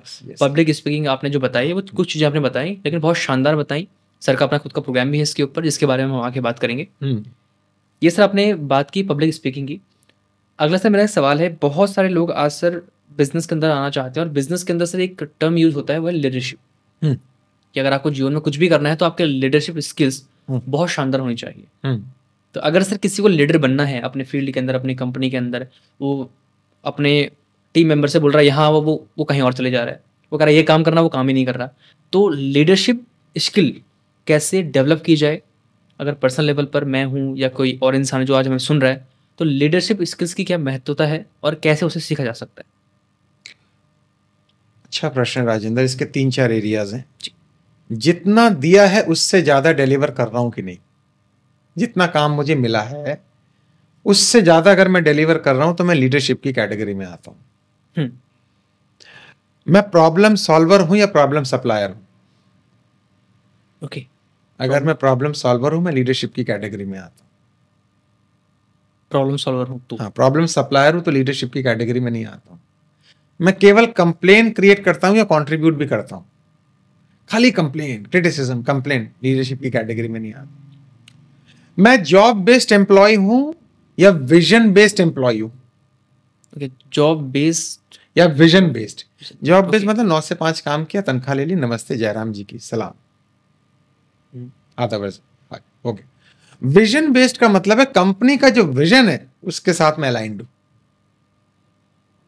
यानी मेरा जो ओनर है जो सोच रहा है वो मैं ही सोच रहा हूं, यानी हम दोनों अलाइंड है। मतलब ओनर का विजन और अपना विजन अगर एक हो गया, हाँ, तो आप एक लीडरशिप विजनरी एम्प्लॉय हो गया ना, मैं लीडरशिप की कैटेगरी में आ गया। ऐसे कितने लोग होते हैं? अब एक्सपर्ट कहते हैं 20%, 15%, आई डोंट नो, मैं डेटा में उतना नहीं मिले। हम ये मान के चलें कि ऑर्गेनाइजेशन में अगर 100 लोग काम कर रहे हैं तो 10% इस कैटेगरी में आते हैं, जिनको काम बताने की, कैसे करें बताने की जरूरत नहीं, क्या करना है ये बताने की जरूरत है। क्या करना है ये जरूरत है, कैसे करना है वो खुद ही ना ना ना ना ना, वाई क्लियर करो, हाउ हम निकाल लेंगे। ओके, मैं रिपीट कर रहा हूं, हमको वाई बता दो। जैसे अगर हम इसको थोड़ा मिथोलॉजी में ले लें, माइथोलॉजी में ले लें, तो राम को सिर्फ बताया दशरथ जी ने, भाई आई एम सॉरी, मेरे से जो भी गलती होगी, मैंने वचन दे दिया, मेरा वाई, मैंने वचन दे दिया कि तुमको जाना पड़ेगा। उन्होंने ये नहीं पूछा कैसे जाना है बनवास, कि रथ मिलेगा या घोड़े मिलेंगे। पापा ने कह दिया, बात खत्म, चलो बात खत्म। पापा ने कमिटमेंट कर दी, चैप्टर क्लोज, जाना है अब। हाँ, ये टॉप कैटेगरी के एम्प्लॉयज है। अभी मैं एम्प्लॉय पे बात कर रहा हूं, जो मालिक हैं उनकी बात नहीं कर रहा हूं, उनका क्या विजन होना चाहिए उस पर हम अलग आएंगे जब प्रश्न आएगा। आपने लीडरशिप की बात जो पूछी, तो ये 5-6, फिर communication skill, team management skill, goal setting skill, ये सारी सीखनी पड़ेंगी। स्किल्स का मतलब है किसी भी काम को बेहतरीन तरीके से करने की कला। इसको काम वही है, बोलना एक काम है, लेकिन टॉकिंग अलग है, कम्युनिकेशन अलग है। काम वही है, ओके, बोलना अलग है और कैसे बोलना है ये बहुत यस, गले से आवाज निकालना अलग है और किस अंदाज में आवाज निकालना वो अलग है। काम वही है, काम कोई अलग नहीं होता है। उस काम को शिव खेरा जी कहते हैं ना कि विनर्स कोई अलग काम नहीं करते, उसी काम को अलग तरीके से करते हैं। शिव खेरा जी का फेमस कोट है। काम वही है, रोज बंदा वही आ रहा है, लेकिन रोज मुझे कहना पड़ा तुम लेट क्यों हुए, लेट क्यों हुए, लेट क्यों हुए, रोज कहना पड़ रहा है। तो हम एक टर्मिनोलॉजी देते हैं जब हम कॉर्पोरेट ट्रेनिंग देते हैं, वो है नो DRR। नो DRR का मतलब है डेली रिमाइंडर ऑफ रिस्पॉन्सिबिलिटीज। अगर मुझे रोज आपकी जिम्मेदारियों को रिमाइंड कराना पड़ रहा है, आप डेंजर जोन में, आप डेंजर जोन में, आपका रिप्लेसमेंट खोज रहे हैं हम, बस आप जाएंगे। चाहे वो AI कितना भी डरा ले कि AI में इतने लोगों की नौकरियां चली जाएंगी, ठीक है, मैं भी देखता हूं कैसे जाएंगी। AI को भी तो इंसान ने डेवलप किया है, तो आपको उस लेवल की नॉलेज रखनी पड़ेगी, चैट GPT के साथ टक्कर लेनी पड़ेगी। मैं मजाक में किसी ने मुझसे पूछा, राजेश जी आप क्या करते हैं? तो मैंने लिखा कि जी मैं चैट GPT को उत्तर सप्लाई करने का काम करता हूँ। ओके, चैट GPT को उत्तर सप्लाई मजाक क्या था कि आप जो चैट GPT में उत्तर आपको मिलता है उसमें से बहुत से उत्तर मेरे हैं। उत्तर उसको आप चैट GPT में कोई चीज डालें तो वो उत्तर उसके आएंगे ना, टेक्नोलॉजी बेस्ड उत्तर है, उसमें और क्या ह्यूमन टच के उत्तर आ सके वो भी गैप है। तो उसका काम भी तो है, मार्केट में कौन करेगा वो, ऑब्वियस बात है। तो ये सारी जो आपने लीडरशिप की बात पूछी, ये सारी चीज अगर आपके पास है तो वो आपकी लीडरशिप स्किल्स को डेवलप करता है। सर, लीडरशिप कितनी जरूरी है एक इंसान के लिए? एग्जैक्टली जितना सांस लेना जरूरी है। इसको ऐसे देख ले तो इजी हो जाए, वरना प्रमोशन नहीं हो पाएगी, ग्रोथ नहीं, आप सर्वाइवल कैटेगरी में रहेंगे, एक्सेलेंट नहीं बन पाएंगे, आपको डिमांड करके सैलरी बढ़ानी पड़ेगी। तो जिस भी काम को करो दिल से करो, हाँ, और टक्कर देने वाला काम करो जो टेक्नोलॉजी बदल रही है। एक लाइन में बोलूं, आपके बगैर गुजारा नहीं है, वो लीडरशिप। अगर आपने कंपनी छोड़ी, आपने किसी काम को छोड़ा, वो ध्वस्त हो जाए फिर। इरिप्लेसेबल, आपका जल्दी से रिप्लेसमेंट नहीं हो सकता है, इसको लीडरशिप कह सकते हैं। बट सर आज तो टेक्नोलॉजी इतनी फास्ट हो चुकी है कि वो ऐसे क्रिटिकल काम कर रही है जो इंसान सालों में नहीं कर सकता, वो कुछ सेकंड में कर देती है। तो सर उसके बराबर सीखना पड़ेगा। गैप, एक वर्ड हम देते हैं अपनी ब्रांडिंग में, गैप। मार्केट में हमेशा गैप थी, है और रहेगी, हमेशा रहेगी। टेक्नोलॉजी कितनी भी आगे चली जाए, ह्यूमन ब्रेन का सब्स्टिट्यूट नहीं कर सकेगी, नहीं कर सकती। ठीक है। अब गैप आपको अपने फील्ड के हिसाब से डिस्कवर करके उसको अपग्रेड करना पड़ेगा, वरना खुद को अपडेट नहीं करेंगे तो आप आउटडेटेड हो जाएंगे। अगर खुद को अपडेट नहीं करेंगे तो आप आउटडेटेड हो जाएंगे। मार्केट खुद ही बाहर कर देगी। Yes yes yes. जितने लोग भी आप विफल हो रहे हैं वो कहीं ना कहीं मार्केट के साथ मैच नहीं कर पा रहे हैं, खुद को अपडेट नहीं कर पा रहे हैं किसी भी कारण से, किसी भी कारण। क्या बात है सर। सर ने यहाँ पर लीडरशिप की बात की। अब सर हम बात करते हैं सेल्स की। सेल्स की आपने बात की कि मैं सेल्समैन बना और मैं सेल्स में आया, फिर मैंने काम करना स्टार्ट किया। जहाँ पे आपने सीखा वहाँ पे आपने कहा कि वो बिना सैलरी के ही कह रहे थे कि आप सीखो, आप केवल कमीशन कमाओगे। आज सर लोग सेल्स में, बहुत सारे हमें सेल्स के लोग देख रहे हैं, कुछ MLM के होंगे, कुछ कंपनीज के लोग होंगे जो अपने सेल्स को इंक्रीज करना चाहते होंगे। तो सेल्स में सर माहिर कैसे बना जाए? क्योंकि सर सेल्स तो हर को कहता है कि आप सेल्स करो। कई लोग कहते हैं कि बेचने का काम मतलब वो थोड़ा सा एक बेइज्जती वाला काम लगता है लोगों को कि बेचना है बेचना है। लेकिन बेच के ही सारी दुनिया चल रही है। आज हम जो भी कपड़े पहन रहे हैं, फ़ोन, गाड़ी, घर, किसी न किसी ने हमें बेचा है, बट हम उसी प्रोफेशन को नकार देते हैं, उसी प्रोफेशन को हम बेकार कह देते हैं। तो अगर कोई सेल्स के प्रोफेशन में है, किसी भी कंपनी के साथ है, खुद की उसकी कंपनी है, वो अपने कुछ भी सर्विस बेचना चाहता है, तो वो सेल्स में माहिर कैसे बने? सेल्स में उसे ऐसे कौन से 5 पॉइंट ध्यान में रखने चाहिए जो कस्टमर को बेचते समय उसके दिमाग में हमेशा रहे? ओके, मैं सेलिंग वर्ड यूज नहीं करता हूं, शेयरिंग वर्ड यूज करता हूं। फिर से बता दे रहा हूं, मैं सेलिंग वर्ड यूज नहीं करता हूं, शेयरिंग वर्ड यूज करता हूं। ओके।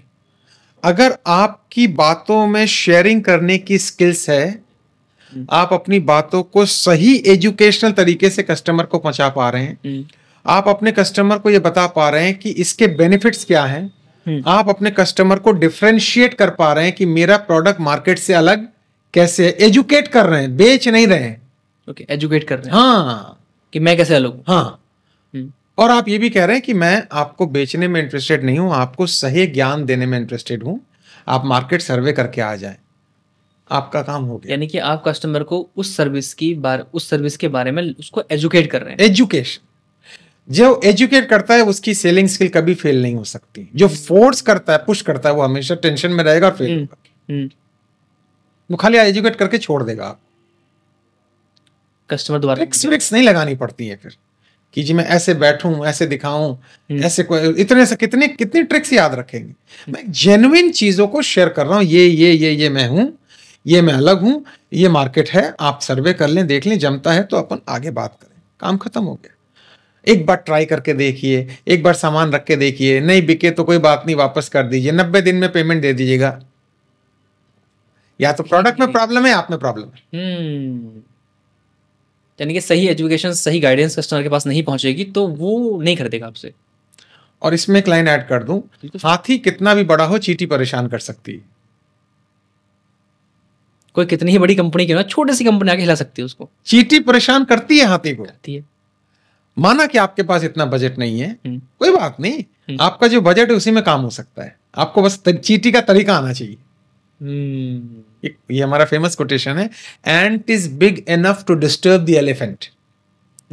चींटी अपने आप में संपूर्ण है हाथी को परेशान करने के लिए। और हाथी भी डर के ही चलता है उससे। हाँ, कि भाई सूंड में ना चला जाए तो परेशानी दे देगी।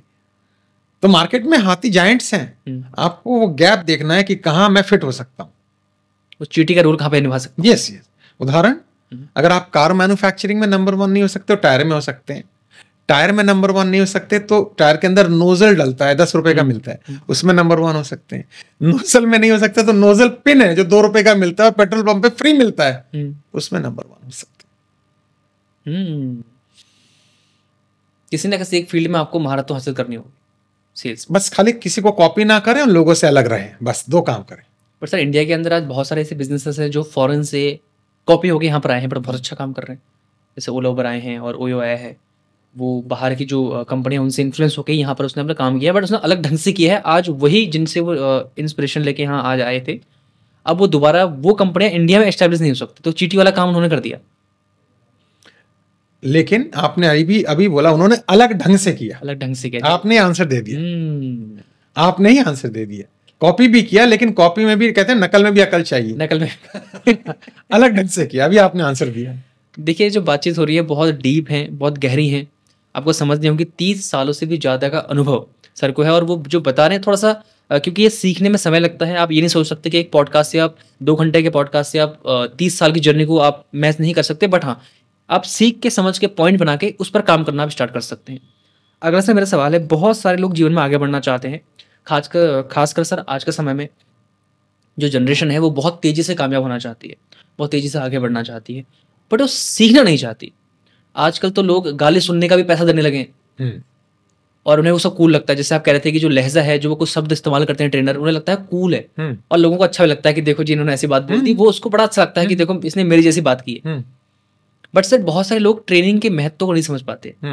अगर किसी को, जैसे आपने कहा 5 साल तो एटलीस्ट मिनिमम चाहिए ब्रांड बनने के लिए, लोगों को चाहिए सर 5 साल नहीं सर 5 महीने में बताओ कैसे होगा सर, 5 महीने छोड़ो 5 दिन में बताओ सर कैसे होगा। अगर कुछ दिनों में ऐसा आएगा कि 5 घंटे में बताओ सर कैसे होगा। तो सर बहुत सारे लोग जो कंपनीज में हैं, जो सेल्स में हैं, जो मार्केटिंग में हैं, जो बिजनेस में हैं, वो सीखना कम चाहते हैं, कमाना ज़्यादा चाहते हैं। तो सर आपके नज़रिए से, आप 30 सालों से इस ट्रेनिंग इंडस्ट्री के अंदर हैं, तो सीखना एक इंसान के लिए कितना ज़रूरी है? अगर वो नहीं सीखता है तो क्या हो सकता है उसके साथ? अगर इसको मैं बड़ी एक अलग टर्मिनोलॉजी में बोलूँ, और अन्यथा हमारे ऑडियंस नाले पर समझाने के लिए बोल रहा हूँ, बिल्कुल सर। 9 महीने में ही संतान आती है, वैसी बात है। धीरे धीरे माँ कंसीव करती है, बच्चा अपना शेप लेता है, नहीं तो मिस कैरेज हो जाएगा। हम सबका जन्म भी ऐसी हुआ है, एक टाइम फ्रेम के अंदर। तो अगर जो बिना सीखे और जल्दबाजी करेंगे, मिस कैरेज हो जाएगा। आज ये 5 महीने पहले ये कर रहा था, 10 महीने पहले ये कर रहा था, आप देखेंगे वो हर 10 महीने बाद कुछ ना कुछ नया करता मिल जाएगा आपको। अरे इसमें ज़्यादा पैसा है, इसमें हाथ डाल दो, इसमें ज़्यादा पैसा है, इसमें हाथ डाल दो। इसको कहते हैं सीजनल बिजनेसमैन, जो सीजन आया उसमें हाथ डाल दिया, ब्रांड नहीं बन पाया। अच्छा बुरा मैं कुछ नहीं बोल रहा हूँ, वो अगर इस रास्ते पे चलना चाहते हैं कि भाई at the end of the day पैसा आया है तो ठीक है, तो किसी भी रूप में पैसा आना चाहिए। तो 2 बातें हैं इसमें, मनी एट एनी कॉस्ट या मनी एट राइट कॉस्ट। किसी कीमत पे पैसा या सही कीमत पे पैसा। किसी कीमत पर पैसा और सही कीमत पर पैसा आपको चाहिए क्या? ब्रांड सही कीमत पे पैसा कमाता है, किसी कीमत पे पैसा नहीं कमाएगा। कुछ भी बेच दिया, मार्केट में जो भी बेच दिया अभी निकालो, बाद में देखेंगे।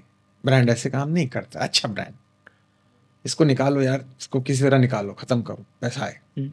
ये अच्छा बुरा मैं कुछ नहीं कह रहा हूँ, ये इस सोच से काम करना है तो आप सर्वाइविंग कैटेगरी में चलते रहो, जीवन चलता रहेगा। लेकिन अगर आपको लगता है कि दुनिया मुझे याद रखे, इंसान की सबसे बड़ी नीड पता है क्या है? सब कुछ कमाने के बाद जब इस प्लेनेट से जाऊं तो कुछ कहानी छोड़ के जाऊं ताकि लोग उसको पढ़ें। अगर कहानी छोड़नी है तो फिर सोच बदलनी पड़ेगी। तो ट्रेनिंग का सर इसमें कितना बड़ा रोल है जीवन में? ट्रेनिंग का ही रोल है। मैं अक्सर कहता हूं, हमारे गुरु एक और मेंटोर हैं जिम रॉन, जिनको मैं मेंटोर मानता हूं, वो कहते हैं जितना समय आप अपने काम पे देते हो उससे ज्यादा समय अपनी पर्सनल डेवलपमेंट पे दो। बट सर लोग आज उल्टा कर रहे हैं, पर्सनल डेवलपमेंट में ध्यान कम है और कमाने के पीछे और ज्यादा है। इसीलिए तो धार नहीं लगती ना। तो सर बेरोजगारी भी क्या सर इसी चक्कर से हो रही है? बेरोजगारी भी इसी चक्कर से, जो बेरोजगारी आज हम, बेरोजगारी का टॉपिक फिर अलग हो जाएगा, क्योंकि वो डिमांड सप्लाई का एक रेशियो है उसमें। फिर अब हमारे देश में 80 करोड़ लोगों को सरकार 2 वक्त की रोटी मुहैया कराती है, ठीक है, जो कि अच्छी सिचुएशन नहीं है। अब मैं उसको अगर देखूं तो मैं उसको ऐसे देखूं, कम से कम भुखमरी तो नहीं है, सर्वाइव कर रहे हैं। लेकिन मेरे को ये डेटा नहीं मिलता 80 करोड़ में अपने पैर पे खड़े होकर कमाने वाले कितने हैं। ये भी तो होगा जो नहीं कमा रहे, वही मिल रहा है हमको, क्यों कमाना? सरकार की मजबूरी है, चाहे किसी भी राज्य सरकार हो या केंद्र सरकार हो, मजबूरी देना पड़ेगा। बेरोजगारी का जो मामला है ना, वो एक अलग मामला है। यहाँ पे मैं मानता हूं कि लोगों को अपनी जिम्मेदारी लेनी पड़ेगी। अभी थोड़ा टफ है, इस पर हम ट्रोल भी हो सकते हैं, बट हो जाए तो कोई बात नहीं। लोगों को अपनी जिम्मेदारी लेनी पड़ेगी। कोई भी सरकार आपको पूरा एम्प्लॉयमेंट नहीं दे सकती है, साधन उपलब्ध करा सकती है, लोन दे सकती है। अब जैसे नया बजट के अंदर वुमेन एम्पावरमेंट के लिए 2 करोड़ का कुछ लोन अप्रूवल किया है गवर्नमेंट ने, तो लोन लेके भी क्या करेंगे? पूत कपूत तो क्या धन संचय, पूत सपूत तो क्या धन संचय। एक अनट्रेंड व्यक्ति को आप करोड़ों का लोन दे दो तो वो इधर उधर यूज करके भाग जाएगा, काम खत्म हो गया। यानी कि पहले ट्रेनिंग पर फोकस, फिर काम पर फोकस। अभी सर आपने एक बात कही कि कितने लोग अपने पैरों पर खड़े हैं, वो डेटा जो आपने कहा कि कितने लोग खड़े हैं अपने पैरों पर, मुझे पता होना चाहिए। मैं सर अपने गाँव गया, पहाड़ में हमारा गाँव है, वहाँ सर गया तो वहाँ पर जब मैं 1.5 साल पहले गया था तो उस समय सब खेती बाड़ी वहाँ फर्स्ट क्लास फसलें लहरा रही हैं, वहाँ मटर हो रही है, जौ होते हैं हमारे पहाड़ों में, मंडुवे का है ना, मंडुवे की खेती की जाती है।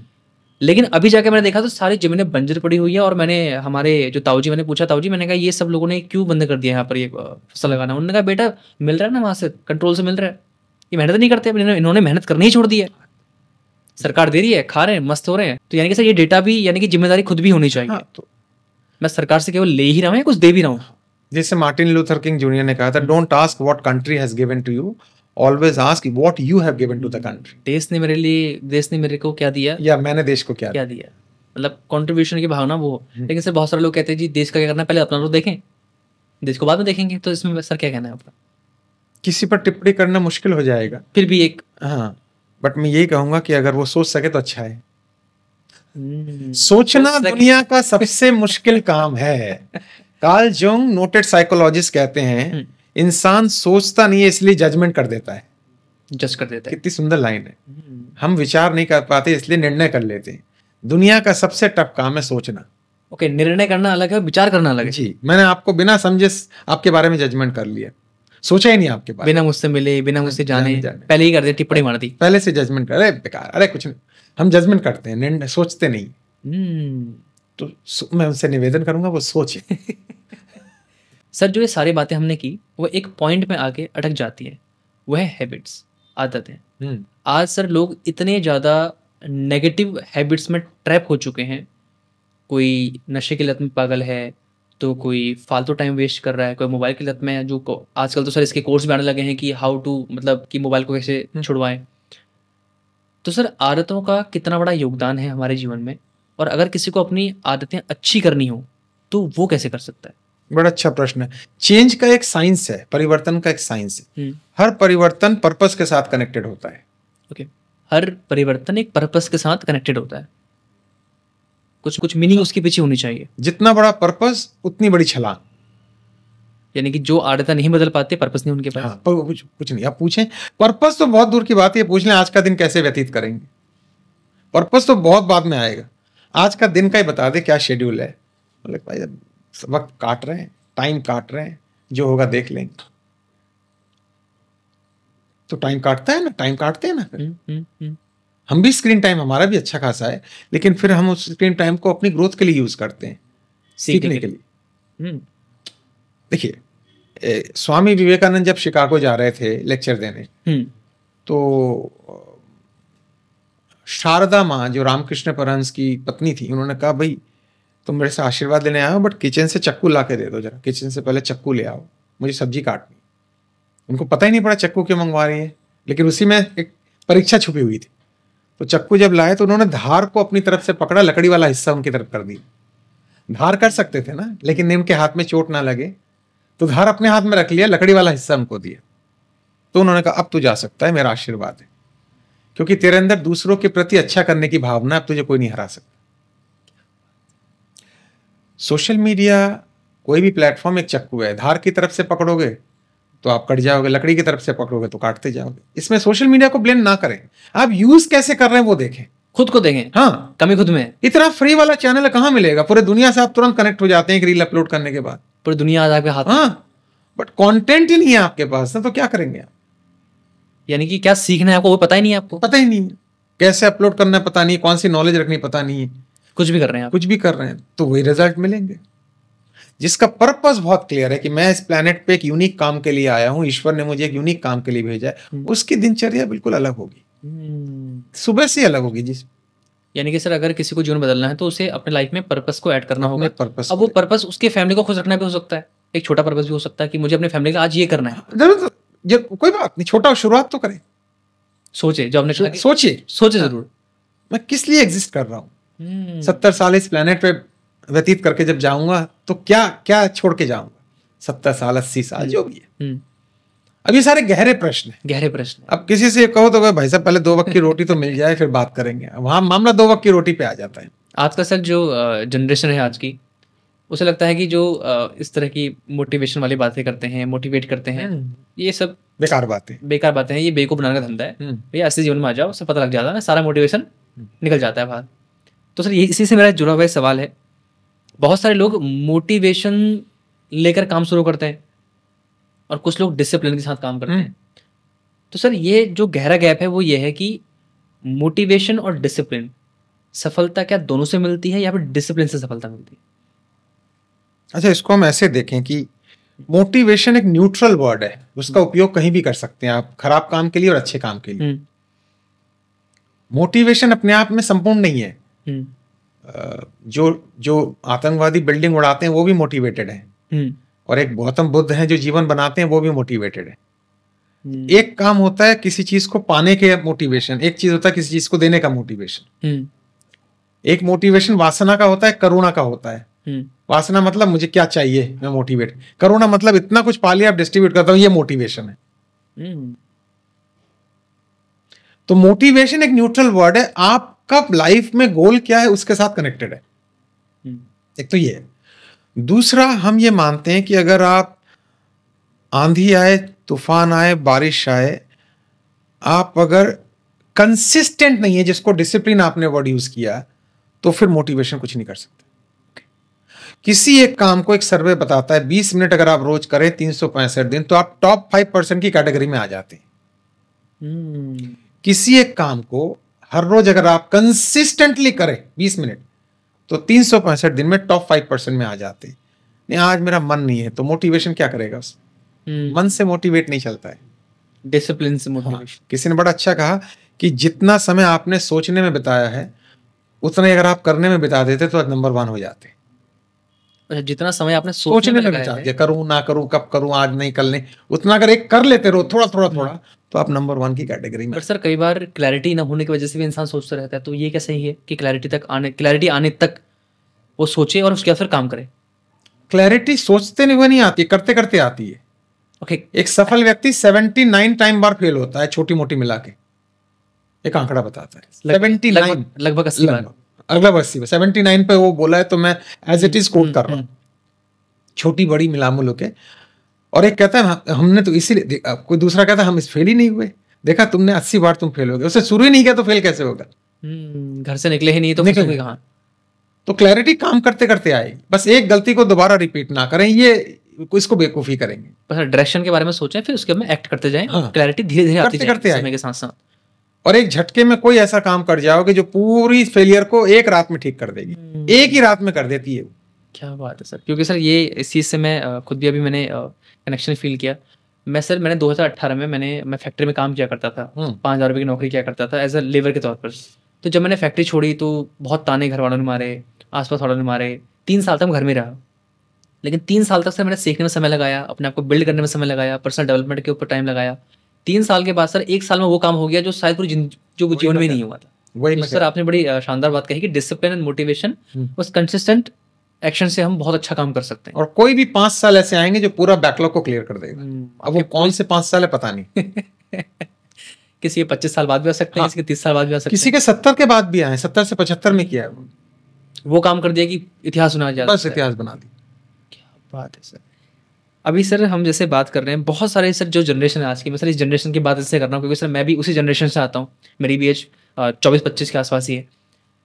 आजकल के लोग सर बड़ों की बातें सुनना पसंद नहीं करते। पहले के ज़माने में माता पिता ज़्यादा जानते थे, बच्चे कम जानते थे, इसलिए रिस्पेक्ट कर दिया करते थे, ऐसा कहा जाता है। आज के समय में बच्चे बहुत जानते हैं और बड़े कम जानते हैं, तो इसलिए उनकी इज्जत नहीं करते। और खासकर जब टेक्नोलॉजी इस धरती पर टेक्नोलॉजी ने जन्म लिया, तब से माता पिता की रिस्पेक्ट करना बच्चों ने कम कर दिया और बड़ों की बातें सुनना कम कर दिया। बड़े बूढ़ों की बातें कम सुनते हैं, उनके ही मिलते जुलते जो इन्फ्लुएंसर्स हैं उनकी बातों को सुन के उनसे मोटिवेट होते हैं, अपने माता पिता और बुजुर्गों को न देखकर उनसे मोटिवेट नहीं होते। तो सर आज की जो जनरेशन है वो किसी को अपना गुरु मानने से इनकार कर देती है, वो गुरु नहीं मानती किसी को। तो अगर किसी को अपने जीवन में कामयाबी हासिल करनी है तो कोच का कितना महत्वपूर्ण रोल है और बड़े की बातें कितना उसे इन्फ्लुएंस कर सकते हैं उसके जीवन को? थोड़ा सा मेरा इसमें डिफरेंसेस है, थोड़ा मेरा अलग विचार है, पता नहीं ऑडियंस कैसे लेगी। और पब्लिक प्लेटफॉर्म पे हम पूरी छूट देते हैं, क्रिटिसाइज करने के लिए भी, अप्रिशिएट करने के लिए भी, क्योंकि पब्लिक प्लेटफॉर्म है। चाणक्य का एक कथन है कि 15 वर्ष की आयु के बाद बच्चों के साथ माता पिता की मैत्री भाव हो जानी चाहिए, मित्रता हो जानी चाहिए। और एक कहावत ये भी कि जब बच्चे की चप्पल पैर का साइज आपके पैर के साइज के बराबर हो जाए, तब इसका मतलब ये दोस्त बनने के लायक हो गया है। ऐसा एक कहावत है। पर सर ये बहुत टफ। हम लोग 30 साल की उम्र तक भी उनको दबा के रखना चाहते हैं कि मेरी ही सुने। ये हम चेंज नहीं करते। केवल बच्चों को ब्लेम करने से नहीं होगा। मैं बच्चों की ट्रेनिंग करता हूँ, कोचिंग करता हूँ, मेंटरिंग करता हूँ, पेरेंटिंग के ऊपर, पेरेंटिंग पे बहुत काम करता हूँ, और मैं फेवर अगेंस्ट किसी के नहीं हूँ। वक्त के साथ साथ माँ बाप को बदलना पड़ेगा, तौर तरीके बदलने पड़ेंगे, बात करने का फ्रीडम के साथ, फ्रीडम और कब खींचना है कब पुल करना है इसको सीखना पड़ेगा। गलतियां करेंगे उनको बहुत प्यार से नरिश करके समझाना पड़ेगा, बिठा के। हाँ, उनको एक बार लग जाए कि ये मेरे को ह्यूमिलेट नहीं कर रहे हैं, मेरे कंसर्न में समझा रहे हैं, ये फर्क है। कई बार सर जो बच्चे हैं आजकल वो नशे की लत में या फिर एक गलत काम में चले जाते हैं, तो माता पिता उन्हें रोकते हैं कि तुम ऐसा मत कर, तो उससे वो संस्कार बिल्ड करते हैं, बेटा ये करेगा तो ये होगा, ये करेगा तो ये होगा। लेकिन सर बच्चे उसको पॉजिटिव ना लेकर नेगेटिव में कन्वर्ट करते हैं कि आप हमें रोक रहे हैं हमारी जिंदगी जीने से, आप हमें हमारे फ्रीडम को आप छीन रहे हो। तो सर क्या संस्कार और फ्रीडम में दोनों में अंतर है कुछ? ये देखो, ये तुम जो प्रश्न पूछ रहे हो नैतिकता के बल पे सही प्रश्न पूछ रहे हो। नैतिकता के हिसाब से ये करना चाहिए, संस्कार अच्छे, ये सब नैतिक। लेकिन किसी साइंटिफिक माइंडेड व्यक्ति से कहोगे, थेरेपिस्ट से बात करोगे, तो वो फिर अलग प्रोसेस बताएगा। वो कहेगा नहीं, आपको बच्चे के साथ समय बिताना है, उसके साथ बैठना है, उसके अंदर ये क्यों घटा। कोई भी व्यक्ति कोई भी ड्रग का अगर आदी होता है तो अंदर में कुछ कमी चल रही है, कुछ गैप है। ये मनोवैज्ञानिक ही बता पाएगा। नैतिकता वाला बोलेगा बेकार है, बिगड़ गया। मनोवैज्ञानिक ऐसे बात नहीं करेगा, साइकोलॉजिस्ट। वो उसके रीजन के कॉज में जाएगा, इसने किया क्यों, क्यों कहाँ गैप है। एक हैप्पी आदमी को जरूरत ही नहीं है ड्रग की, वो तो हैप्पी है। आपको एक रिसर्च बताता हूँ, बहुत सी आप देखेंगे लेडीज होती हैं घर में, उनको कॉर्नर किया जाता है, तेरे बस की कुछ नहीं है, तो कुछ नहीं कर सकती। तो वो क्या कहती है ना, फ्रिज के साथ उनकी दोस्ती हो जाती है। डिप्रेशन में आदमी ज्यादा खाना खाता है, तो वो हर 1 घंटे बाद कुछ खाएंगी। डिप्रेशन चल रहा है तो उनका बॉडी फैट हो जाएगा, कोई सुनने वाला है क्योंकि उनको क्रिटिसाइज किया गया है। तो घर में रह के करती क्या है, अरे घर में रहती है, घर संभालती है, यही बहुत बड़ा काम है। और अगर कभी माँ या फिर पत्नी अगर कहीं चले जाए तो हालत खराब हो जाती है। हाँ, कपड़े नहीं मिलते। तो अप्रिसिएशन का फैक्टर नहीं हमारे यहाँ ना, हमारे यहाँ क्रिटिसिज्म का फैक्टर है हमेशा। ये मनोवैज्ञानिक के दृष्टिकोण से मैं बात कर रहा हूँ आपसे। नैतिकता के बलबूते पे बिल्कुल बात आप ठीक कह रहे हैं, मैं तुरंत कह सकता हूँ, लेकिन नहीं, बैठो उसके साथ बात करो। मैंने बहुत से केसेस को हैंडल किए, पेरेंट को बैठाया, बात किया, सॉल्व किया, बच्चे ने बता दिया रीजन कि अंकल ये रीजन है इसलिए मैं कर रहा हूँ। मैं यहाँ खुल के नहीं चर्चा कर सकता क्योंकि मैं ओथ ऑफ सीक्रेसी के अंदर।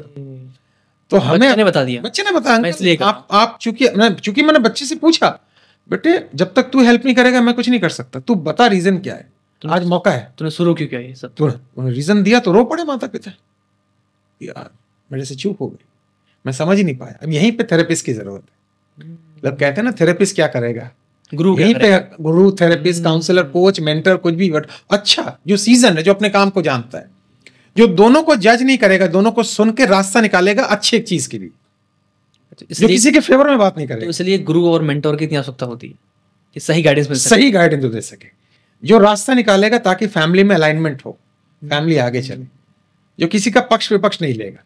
अब सर कई बार ना आजकल की जो जनरेशन है वो खुश होने के लिए नशा करती है। आपने कहा जो खुश आदमी है वो नशा नहीं करता, वो गलत आदत में नहीं जाता। जो दुखी आदमी है वही कुछ ना कुछ ऐसी हरकतें करता है जो उसके लिए सही नहीं होती, जो फेवर में नहीं होती। बट सर आजकल कल्चर भी तो हो गया ना कि जो जनरेशन आज की है कि वो कूल बनने के लिए जो नशों की लिप्त में पड़ी हुई है, नशे करती है। तो क्या इसके अलग वर्जन है, लिप्त में पड़ी हुई है या मैं शौकिया तौर पे कुछ हल्का सा मैं ड्रिंक लेता हूँ, मैं शौकिया तौर पे, तो इसको परिभाषित करना बड़ा मुश्किल है। एक शौक है और एक लत है।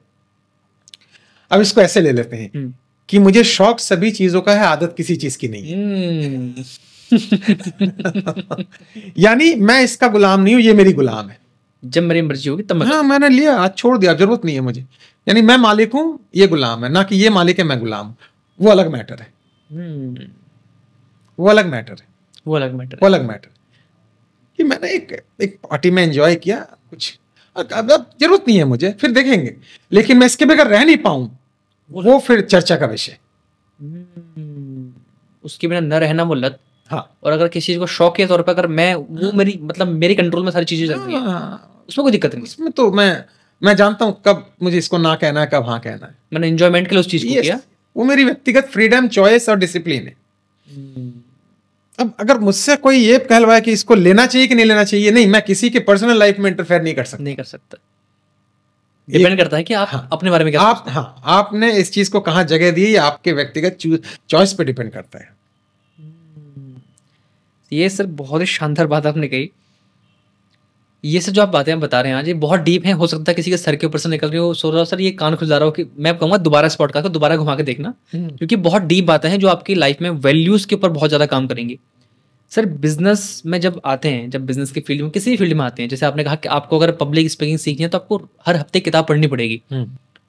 व्यापार के अंदर भी लोग सलाह देते हैं कि किताबें पढ़ो, बट सर किताबें हमें कैसी पढ़नी चाहिए, कैसी किताबों का हमें पढ़ना चाहिए? क्योंकि सर किताबों का भी एक अपनी अथॉरिटी होती है कि इस इंसान ने, जैसे जिम रॉन है, उन्होंने ये किया, आपकी भी सारी किताब है। तो सर किताबें पढ़ना तो ज़रूरी है, बट कैसी किताबें पढ़ें और कैसी किताबें हमें स्किल्स के ऊपर या हमारे नॉलेज के ऊपर काम करती हैं, इसको कैसे हम आइडेंटिफाई करें कि कौन सी किताब हमारे लिए बेहतरीन है और कौन सी किताब हमारे लिए सही काम करेगी? पहले हम सक्सेस के 4 पायदान को समझ लेते हैं, फिर किताबें उसमें से निकल आएंगी। सक्सेस के लिए विल चाहिए, स्किल चाहिए, नॉलेज चाहिए, स्ट्रैटेजी चाहिए। विल मतलब एटीट्यूड, स्किल मतलब काम करने का हुनर, नॉलेज मतलब ज्ञान, स्ट्रैटेजी मतलब योजना। इन चारों से रिलेटेड किताब पढ़नी चाहिए। अगर इन चारों से रिलेटेड कोई किताब, हाँ, तो फिर कोई दिक्कत नहीं कि मैं अब ये वाली किताब एटीट्यूड को ठीक करने के लिए पढ़ूंगा, ये स्किल डेवलपमेंट के लिए पढ़ूंगा, ये नॉलेज डेवलपमेंट के लिए पढ़ूंगा, और ये स्ट्रैटेजी मैनेजमेंट के लिए पढ़ूंगा। 4 कैटेगरी के बाहर जा नहीं सकते आप। अगर आप प्रोफेशनल वर्ल्ड में, अगर आप स्पिरिचुअल वर्ल्ड में जाना चाहते हैं, वो अलग तरीके की किताबें हैं। अगर बिजनेस वर्ल्ड में आना चाहते हैं तो ये है। तो सर किताबों का कितना महत्व है एक इंसान की सफलता में, कितना बड़ा रोल प्ले करती हैं किताबें? 150 किताब अगर किसी विषय पे आप पढ़ लेते हैं तो जानकार कहते हैं उसमें आपने पीएचडी कर ली। किसी एक विषय पे अगर आपने 150 किताबें पढ़ ली हैं, क्योंकि पीएचडी करने के लिए 150 किताबों के साथ रिसर्च करना पड़ता है। अगर आप 2 घंटे की ड्राइव कर रहे हैं हर रोज और 500 आवर्स आपने मान लो ऑडियो सुन लिया, तो आपने एक सेमेस्टर खत्म कर लिया। एक रिसर्च है ये। पढ़ना ही कई बार जरूरी नहीं होता, कई बार सुनना भी। ऑडियो बुक आजकल काफी चल रही है। सर आपकी कुछ बुक्स हैं, आप, मैं चाहता हूँ कि हमारे ऑडियंस को आप नाम बताएं ताकि वो सर्च करके देख सकें। एक तो हमारी किताब है 7 keys to prosperity and success, 7 keys to, वो सफलता के 7 नियम के है। और एक अभी ये लॉन्च हुई है पर्सपेक्टिव, जो मेरी कविताओं और कोटेशन का संग्रह है। ये अमेजोन पे अवेलेबल है। हम नीचे डिस्क्रिप्शन में उसका ऐड दे देंगे, वो लिंक दे देंगे, या फिर हम टैग कर देंगे, आप जाके उसे बाय कर सकते हैं। तो सर किताबों का महत्व आपने जो बताया वो बहुत शानदार था कि किताबें अगर हम पढ़ते हैं तो जीवन में एक अलग ही डायरेक्शन में हम जा सकते हैं। बट सर इस टेक्नोलॉजी की दुनिया में मैं यही आपसे पूछना चाह रहा था कि टेक्नोलॉजी की दुनिया में कैसे हटकर हम किताबों के ऊपर ना फोकस लेके आ पाए। सर कई बार हम किताबें नहीं पढ़ पाते, तो किताबें पढ़ने के लिए सर वो टाइम जो है वो हम कैसे निकालें? अगर आपकी लाइफ की वो प्रायोरिटी है, देखो लोग टाइम मैनेजमेंट का कोर्स करते हैं। टाइम तो मैनेज ही है ना, 24 को 25 नहीं कर सकते और 24 को 23 नहीं कर सकते। टाइम को कैसे मैनेज ही है? यानी मेरी प्राथमिकताएं मैनेज नहीं है। तो मैं उनसे निवेदन करूंगा, मोबाइल आपके पास है, ऑडियो बुक आपके पास है, ईयरफोन लगाइए और आराम से 20 मिनट का कम से कम टाइम दीजिए। जब जहां पे आपने यूट्यूब पे वो किताब रोकी हुई है उसके आगे फॉलो चलते जाइए, उसको खत्म कीजिए। मैं फिर से रिपीट कर रहा हूं, अगर वाई क्लियर है तो हाउ निकल ही आएगा। जिसका वाई क्लियर है वो हाउ निकाल ही लेगा। आज नहीं तो कल आ जाएगा, आ जाएगा। जिसका वाई क्लियर नहीं है वो हाउ कितना भी दे दो, 1000 हाउस हैं, कितने दोगे? वो एक कहानी है ना, जे सेंटीपीड एक जानवर है, कन खजूरा बोलते हैं, जिसके बहुत सारे पैर होता है। आपने गाँव में देखा। तो वो एक दिन निकला घर से बाहर, तो लोमड़ी पूछी कि भाई पता कैसे पड़ता है कौन सा पैर आगे रखे या कौन सा पीछे? लोमड़ी ने पूछ डाला। कन खजूरा कह, मैंने आज तक सोचा ही नहीं इस बारे में। बोले सोचना चाहिए तुम। तब से वो चला ही नहीं है। ओके। तब से वो चला ही नहीं है। तो आप इतना सोचेंगे तो हो नहीं पाएगा। आपको शुरू करना पड़ेगा। 10-10 मिनट में टाइम दूंगा, 20 मिनट में टाइम दूंगा। धीरे धीरे आदत लगती है। आदत लगने में 90 दिन लग जाते हैं। अगर उस 90 दिन के गैप में अगर हमने तोड़ दिया, हाँ, आदत लगने में, क्यों पढ़ रहा हूं, मेरा पर्पस क्या है, कहाँ मुझे जाना है, ये क्यों, सबके दिमाग में क्यों का प्रश्न ही नहीं आता है। यानी कि सर अगर किसी को टाइम मैनेज करना हो वो अपनी प्राथमिकताएं मैनेज कर ले, बस बस बस बस बस टाइम तो मैनेज ही है। टाइम मैनेज है कि सुबह से 6 से 8 मेरा ये, 8 से 10 ये, ऐसे करके मैनेज करें। अच्छा सर, कई बार टाइम मैनेजमेंट में ना, जैसे हम अपना टू डू लिस्ट बनाते हैं कि हमें इतने बजे से इतने बजे के बीच में काम करना है। कई बार सर उसमें जो है कुछ ऐसे काम आ जाते हैं जिसमें हमें उस काम को छोड़ना पड़ता है, फिर वो हमारा जो रिदम होता है वो टूट जाता है। बीच में सर मैं गाँव गया तो मैं लगातार किताबें पढ़ता हूँ और 10 दिन में किताबें नहीं पढ़ पाया किसी चांस की वजह से, क्योंकि आना जाना इतना इधर टाइम ही नहीं मिल पा रहा। बट मैंने ऑडियो कुछ सुन ली, मैं किताबें नहीं पढ़ पाया, अब वो रिदम मेरा टूट गया। फिर मैं उसे मुझे मैनेज करने में 10 दिन और लग गए। 10 दिन अपने आप को कठोर तपस्या में फिर रखना पड़ा, रोज मन ना होते हुए भी मुझे किताबें पढ़नी पड़ी, क्योंकि मन ये सोच रहा था कि नहीं नहीं पढ़ी ना बहुत टाइम से, अब पढ़ने की आवश्यकता क्या, सुन तो रहे रोज। तो सर यानी कि अगर किसी को किताबें पढ़नी है या फिर टाइम को मैनेज करना है, अपने प्राथमिकता को अगर वो मैनेज कर ले तो टाइम उसका ऑटोमेटिक मैनेज हो जाएगा। क्या बात है सर। मैं कहता रहा हूँ कि सर ने आज जो बातें बताई हैं, जो सर बता रहे हैं बहुत डीप हैं, आप समझना बहुत कम आएंगे आपके। सर आपने बात की थी पर्सनालिटी डेवलपमेंट की, तो पर्सनल डेवलपमेंट कैसे किया जाए, क्योंकि सर हम बात तो कर रहे हैं पर्सनालिटी डेवलपमेंट की, बट लोग नहीं कर पाते। इस पॉडकास्ट को देखने के बाद भी इम्प्लीमेंट नहीं कर पाएंगे, वो सुनेंगे अच्छा लगेगा, वाह वाह सर नीचे कमेंट करके जाएंगे, बट सर वो इम्प्रूवमेंट फिर भी नहीं कर पाएंगे, डेवलपमेंट फिर भी नहीं कर पाएंगे। कैसे किया जाए सर? वो आदतों का ट्रैप भी उन्हें समझ में आ गया कि हाँ अगर हमें किसी काम को करना है तो करता ही जाना है, प्राथमिकता भी सेट हो चुकी है, बट सर फिर भी नहीं कर पाएंगे, बहुत सारे लोग नहीं कर पाते। तो सर पर्सनल डेवलपमेंट कैसे किया जाए कंसिस्टेंट होके कि ये करना ही है अपने फील्ड में? मैं इसको घुमा देता हूँ प्रश्न। एक व्यक्ति भी अगर इस पॉडकास्ट के माध्यम से कर पाएगा, हमारा पॉडकास्ट सफल होगा। बिल्कुल। मैं उस एक व्यक्ति के लिए आपसे बात कर रहा हूँ, सबके लिए हम बात नहीं कर रहे, आपके लिए बात कर रहे हैं, बस उस एक व्यक्ति के लिए। हम मैनी में से एनी खोज रहे हैं। अब वो एनी आप भी हो सकते हो। अगर एक व्यक्ति ने अपनी लाइफ को बेटर बना लिया, हमारा ये पॉडकास्ट सफल हो। मैंने इसीलिए तो मैंने कहा कि ब्रांड में वो हर चीज का हीरो नहीं बनना है, किसी चीज का चैंपियन बनना है। ब्रांड सबके लिए नहीं है, सबके लिए नहीं होता, राइट? कोई एक व्यक्ति तो होगा इस भीड़ में। हमारी कविता ऐसी में कि इस भीड़ में कोई एक मुझे समझे तो काफी है, बाकी सभी को उनके गुनाहों के लिए माफी है। क्या बात है सर, क्या बात है। ठीक है, एक व्यक्ति के लिए आपको काम करना है, बस ये सोच के चले। जो इंतजार कर रहा है आपका, जिसको रास्ता नहीं मिल रहा है, आज रास्ता मिल जाएगा। वो आपको शुक्रिया कहेगा पक्का। कुछ लोग गालियां भी दे सकते हैं, अपशब्द भी यूज कर सकते हैं, उनका भी शुक्रिया। बहुत शुक्रिया सर, इतने आपने समय तो निकाला अपशब्द कहने के लिए। समय निकाला आपने समय तो निकाला, हमें टाइम दिया, यही हमारे लिए बहुत कीमत वाली बात है। आपके लिए प्रार्थना करेंगे कि नया विचार जब आएगा तो कभी धन्यवाद भी आपसे मिल सकता है। यानी कि सर अगर पर्सनल डेवलपमेंट करना हो तो उसको ये बातें समझनी पड़ेंगी, इसके अलावा कोई रास्ता नहीं। आपको हर दिन नया माइंड बनाना पड़ेगा, हर दिन एलिवेट करना पड़ेगा। जिस व्यक्ति ने एक ही सूरज को हर दिन नए तरीके से देखने की कला सीख ली, उसको कोई नेगेटिव नहीं कर सकता है। सनराइज रोज होता है, लेकिन आज अलग है, कल अलग है, वो नया व्यक्ति है। सर अगर जैसे आपने बात कही, अगर सर किसी को व्यापार में सफलता चाहिए, वो चाहता है कि मैं आज बिजनेस करना चाहता हूँ सर, वो जैसे हमें देख रहे हैं, बहुत सारे लोग देख रहे हैं, तो कहेंगे सर मैं अपना व्यापार शुरू करना चाहता हूँ, मोटिवेशन नहीं मिल रहा, मैं कैसे शुरू करूँ, मुझे वाई नहीं मिल रहा। तो सर अगर किसी को अपना बिजनेस शुरू करना हो तो उसे 5 ऐसी कौन सी बातें ध्यान रखनी चाहिए बिजनेस शुरू करने से पहले? 2 बातें आ जाती हैं, उसको मोटिवेशन ही नहीं मिल रहा है तो वो क्यों शुरू करेगा? वाई नहीं उसके पास। हाँ, तो ये थोड़ा कॉन्ट्राडिक्शन में आ जाता है ये प्रश्न, लेकिन फिर भी हम इसको जस्टिफाई करने की कोशिश करेंगे। मोटिवेशन नहीं मिल रहा है लेकिन फिर भी लग रहा है करना है करना है करना है करना है, तो वो बेटर है पहले नॉलेज गेन करें।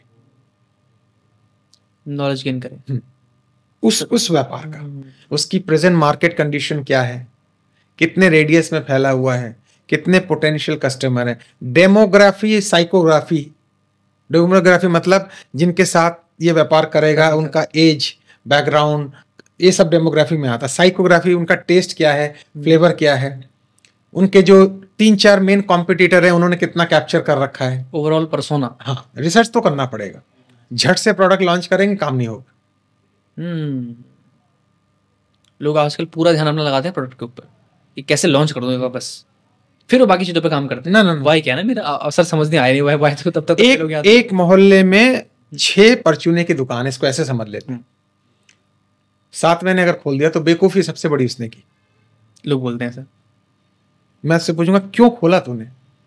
6 ऑलरेडी हैं, 6 में से 1 चल रहा है, 4 सर्वाइव कर रहे हैं, 1 मैनेज कर रहा है, तूने क्यों चांस लिया भाई? नहीं सर, परचूने के अलावा क्या खोलो? तो मैंने उससे बोलता, तू चावल की एक शॉप खोलता ना, चावल ही बेचूंगा और कुछ नहीं बेचूंगा, बात खत्म हो गई। ब्रांड। तो सब लोग क्या करेंगे भाई, बाकी सामान इस परचूने वाले दुकान से खरीदो, चावल यहां से लेना, काम खत्म। किसी एक काम में माहिर बन जाओ। बस मैं अलग तरीके चावल बेचूंगा, मुझे नहीं सारे आइटम बेचने। जनरल ऑडियंस नहीं चाहिए, नहीं, हाँ स्पेसिफिक चाहिए। हाँ। एक या मैं टॉप क्लास का मसाले बेचूंगा और मसाले के अलावा कुछ नहीं बेचता, या फ्रूट्स बेचूंगा, या जो भी चीजें जो कि एक चीज है, एक आइटम जो उसके वहीं मिले सबसे हाँ, टॉप क्लास हाँ, बाकी को सब बेचने दो। हमारे पास रोज प्रस्ताव आते हैं, सर ये कर ले, मैंने कहा यार आप कर लो, मैं आपके साथ स्पीकर आ जाऊंगा। हमारे पास प्रपोजल है कि ये जो 99 199 वाले कोर्स है प्रपोजल, आज तक आपने हमारा कोर्स को नहीं देखा होगा 99, लेकिन प्रपोजल है। मैंने कहा आप अपनी कंपनी के द्वारा लॉन्च कर लो, मुझे एज स्पीकर बुला लो, लेकिन मैं नहीं करूंगा। अच्छा सर, अब आप अपनी कंपनी के बारे में, अगर आपसे कोई जुड़ना चाहे, आपसे कोई सीखना चाहे, कोई प्रोग्राम लेना चाहे, वो कैसे सर आपसे जुड़ सकता है? एक बार आप हमारे ऑडियंस को बता पाएं तो। हमारी वेबसाइट है www.coachrajesh.in, ओके, उस पर आप अपनी इंफॉर्मेशन भेजें, आपकी जो क्वेरी आएगी हमारी टीम आपसे कांटेक्ट करेगी। और आपको पर्सनल कोचिंग चाहिए, ओपन प्रोग्राम करवाना है, ऑनलाइन चाहिए, तो हमारी टीम आपसे संपर्क करेगी। मैं सर के सारे कॉन्टैक्ट डिटेल्स मैं डिस्क्रिप्शन में डाल दूंगा, आप संपर्क कर सकते हैं। अच्छी चीज़ों को बढ़ाना चाहिए जी सर। मेरे मन में कई समय से थी, कई बार हमारे दिमाग में नेगेटिव विचार बहुत हावी हो जाते हैं। हम बहुत पॉजिटिव हैं, हम काम करना चाहते हैं, बट कई बार ऐसा लगता है हम अकेले हो गए, हमें अकेलेपन का शिकार हो, मतलब हम अकेलापन बहुत सता रहा है हमें, सारे हमारे साथ वाले मौज मस्ती कर रहे हैं, हम अकेले काम कर रहे हैं जीवन में कामयाबी के लिए। तो सर आज जो डिप्रेशन का जो वर्ड है, ये बहुत कॉमन हो चुका है। डिप्रेशन के कोर्सेज चल रहे हैं कि कैसे डिप्रेशन से बाहर निकला जाए, मेडिसिन आ गई हैं, लोग सो नहीं पा रहे हैं, लोग किसी से बात नहीं करते हैं, बाहर नहीं निकलते हैं, डिप्रेशन में ही वो। सर तो ये डिप्रेशन जो एक शब्द है, क्या सर ये खाली बैठे रहने से आता है या फिर काम करने से भी आ जाता है? अगर किसी को हो रहा है डिप्रेशन, तो कैसे इससे आइडेंटिफाई करके खुद को बाहर निकाल पाए? इसको हल्के में नहीं लेना है। हम लोग चलती भाषा में डिप्रेशन वर्ड का यूज कर देते हैं, बट किसी साइकेट्रिस्ट या साइकोलॉजिस्ट से अगर आप पूछेंगे तो ये एक मेंटल हेल्थ इशू है। तो हमें अगर 14-15 दिन आपको भूख नहीं लग रही है, आपका काम करने का मन नहीं कर रहा है, घर से निकलने, मतलब आप डिप्रेशन में जा रहे हो, ये उनका पैरामीटर है, साइकोलॉजिस्ट बताएगा आपको। यानी एक मेंटल हेल्थ इशू है, इसको हल्के में ना ले, ये मुश्किल में डालेगा। जैसे कार्डियक टेस्ट होता है, हार्ट का टेस्ट होता है, ऐसे डिप्रेशन एक मेंटल हेल्थ बहुत बड़ा इशू है आज की मार्केट में। आप एक बढ़िया किसी साइकेट्रिक साइकोलॉजिस्ट से संपर्क करें, वो आपको टेस्ट करेगा, पैरामीटर पे इवैल्यूएट करेगा और आपको जो सजेशन देगा उसको फॉलो करना पड़ेगा। इसको हवा में ना उड़ाए, अरे क्या है डिप्रेशन, अरे छोड़ो, ऐसे तो हमने बड़े देखे। नहीं कर सकते आप मुश्किल में आ जाएंगे। अगर आप 15-16 दिन 20 दिन एक ही पैटर्न आप ऑब्जर्व करें, मुझे नींद नहीं आ रही है, मुझे भूख नहीं लग रही है, मुझे अजीब से फीलिंग हो रही है, मतलब माइंड आपका डिप्रेशन में है किसी कारण से। You must go and consult with A psychiatrist और साइकोलॉजिस्ट। साइकोलॉजिस्ट के पास जाएंगे तो वो काउंसलिंग करेगा, साइकेट्रिस्ट आपको मेडिसिन देगा। अलग अलग डिपार्टमेंट है, तो आपको किसी हेल्थ मेंटल हेल्थ हॉस्पिटल या एक्सपर्ट के पास जाना पड़ेगा। ये मेरा विषय नहीं है, बट इस पर जितना जानता हूँ इस पर मैं आपको हल्के में नहीं लेना है। नहीं लेना है। जैसे सर मैंने भी ना इस चीज़ को फील किया, तो मैंने सर एक चीज़ ऑब्जर्व करी अपने अंदर। जब मुझे कोई काम करना होता है, वो काम मेरे मनपसंद का नहीं है, मुझे तो तकलीफ हो रही है, सोशल एंजाइटी हो रही है, और मैं करना कुछ और चाहता हूँ, तब मुझे वो डिप्रेशन आता है। लेकिन जब मैं जो करना चाहता हूँ वो काम कर रहा हूँ, मुझे कोई डिप्रेशन नहीं होता। वो टर्मिनोलॉजी हम थोड़ा सा ठीक से यूज करें, वो डिप्रेशन नहीं है, एक लो फेज है। ओके, लो फेज है। लो फेज है, डिप्रेशन अलग है, वो अलग है। डिप्रेशन का एक अलग, डिप्रेशन एक ऐसा वर्ड है जिसकी परिभाषा मेंटल हेल्थ एक्सपर्ट ही दे पाएगा। वो सब्जेक्ट में हम ब्रांड नहीं है। हाँ, हमको सजेस्ट उसमें नहीं हम यही तो मैं कह रहा हूँ ना कि आप हर चीज में हीरो, हम लोग हर चीज में हीरो होने की कोशिश करते हैं। मैं सर से मैंने सवाल इसलिए पूछा, मैं चाह रहा था कि सर क्या बोलते हैं इस बारे में। जी, सर ने बड़ी शानदार बात कही। हम आपको सजेशन दे सकते हैं, वो जाके वहां जाके मिल सकते हैं, पर उसमें हम एक्सपर्ट नहीं है। हम नहीं है, हम एंजाइटी वर्ड यूज कर देते हैं, डिप्रेशन यूज कर रहे हैं। जाइए, मिलिए एक्सपर्ट से, उन्होंने अपने जीवन के 5-6 साल इसको रिसर्च करने में दिए, वो आपको गाइड करेंगे, जिन्होंने इसकी पढ़ाई की हुई। यस यस यस, जिसमें खुद ब्रांड है। यस, वो जिसमें जो मेंटल हेल्थ एक्सपर्ट बोलते हैं इनको, वो साइकोलॉजिस्ट और साइकेट्रिस्ट दोनों में से कोई एक हो सकता है। तो जो मेंटल हेल्थ हॉस्पिटल हैं, जो बढ़िया हैं, वहां जाइए, मिलिए, वो आपको बताएंगे कि आप किस फेज से गुजर रहे हैं, क्या रेकमेंड करेंगे, उनको फॉलो करें। क्या बात है सर। सर आपसे आखिरी सवाल इस पॉडकास्ट का, बहुत शानदार हमने बातचीत की। मैं चाहता हूँ कि सर आप हमारी ऑडियंस को सफलता के ऐसे 5 पॉइंट बताइए, अगर किसी को सफल होना है तो अगर वो इन 5 कामों को प्रतिदिन करता है, और वो 5 काम क्या होंगे किसी को सफल बनने के लिए, अगर आप बता पाएँ सर, तो उनको जीवन में बहुत हेल्प हो जाएगी। थैंक यू इसके लिए। सबसे पहले सफलता क्या है वो समझ लेते हैं, फिर काम की बात करें। मैंने एक गाड़ी खरीदी और मैं कहूँ मैं सफल हूँ, वो सफलता नहीं है, वो एक अचीवमेंट है। वो अचीवमेंट है, सफलता वो नहीं है। मैंने एक बहुत शानदार कोठी बना ली, वो सफलता नहीं है, अचीवमेंट है। लोग आज, यानी कि सर, लोग आजकल अचीवमेंट्स को सफलता में गिनते हैं। थोड़ा क्लैरिटी की कमी है। वो मेरा व्यक्तिगत टारगेट अचीवमेंट है, सफलता नहीं है। व्यक्तिगत टारगेट है। यस, पर्सनल अचीवमेंट है। सफलता फिर क्या? सफलता फिर क्या है? जब मेरा कोई हुनर या ज्ञान मार्केट में लोगों के द्वारा अप्रिशिएट किया जाता है और मैं लगातार डिमांड में रहता हूं, वो सफलता है। यानी कि आपके काम से लोग आपको जानने लग गए हैं, वो सफलता है। और मैं डिमांड में बना रहता हूं कंसिस्टेंटली, वो सफलता है। यानी कि पर्सनल अचीवमेंट सफलता नहीं। आपका काम आपकी सफलता है। मैं बहुत सफल हूं कहते हैं ना, आप मत बोलिए, लोग बता देंगे, आप शांत रहिए। हमें चुप रहना चाहिए। हमें चुप रहना चाहिए, लोग बता देंगे। ये सर मैंने आपकी वीडियो में यही बात सुनी थी, शायद आपने कुछ 5-6 साल पुरानी वीडियो में, उसमें सर आपने कही थी। तब से सर मैं इसलिए सर मैंने यहाँ से सवाल पूछा, तब से सर मैंने कभी भी अपने बारे में बताना बंद कर दिया। किसी को मैं नहीं बताता। लोग मुझसे आके पूछते हैं, यार तुम ये काम करते हो, कैसे करते हो? यानी कि सर हम अपने काम से जाने जाएं, वो हमारे लिए ज्यादा बेटर है, ना कि हम अपने मुंह से बताएं।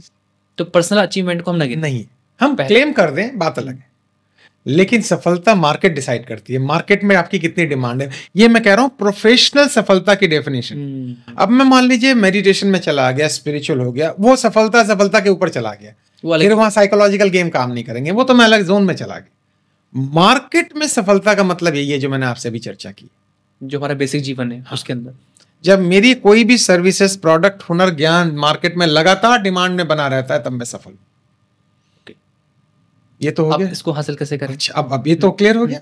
अब आपने जो प्रश्न पूछा, वो कौन सी 5 बातें हैं जिसको करने पे रोज करने से मैं वहां तक धीरे धीरे पहुंचूंगा। ठीक है, एक तो किस फील्ड में मुझे जाना है, चॉइस ऑफ फील्ड, निश। पीक पे हर व्यक्ति अकेला होता है, नीचे एक भीड़ होती है।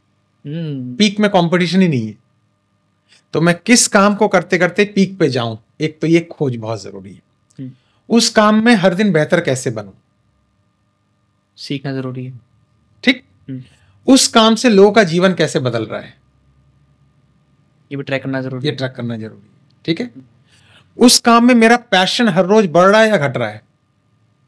उम्र जितनी बढ़ती जाएगी पैशन बढ़ता जाना चाहिए। रिटायरमेंट कोई वर्ड नहीं है। ये भी सर आजकल बहुत टर्म्स यूज होते हैं। नहीं, जाकिर हुसैन साहब रिटायर नहीं हुए, पंडित रविशंकर रिटायर नहीं हुए, आखिरी सांसों तक वो अपना काम करते हैं। लता जी भी रिटायर नहीं हुई, आशा जी भी 90 साल में गाना गा। रिटायरमेंट कहाँ है? उस काम में मेरा पैशन। 4 पॉइंट हो गए।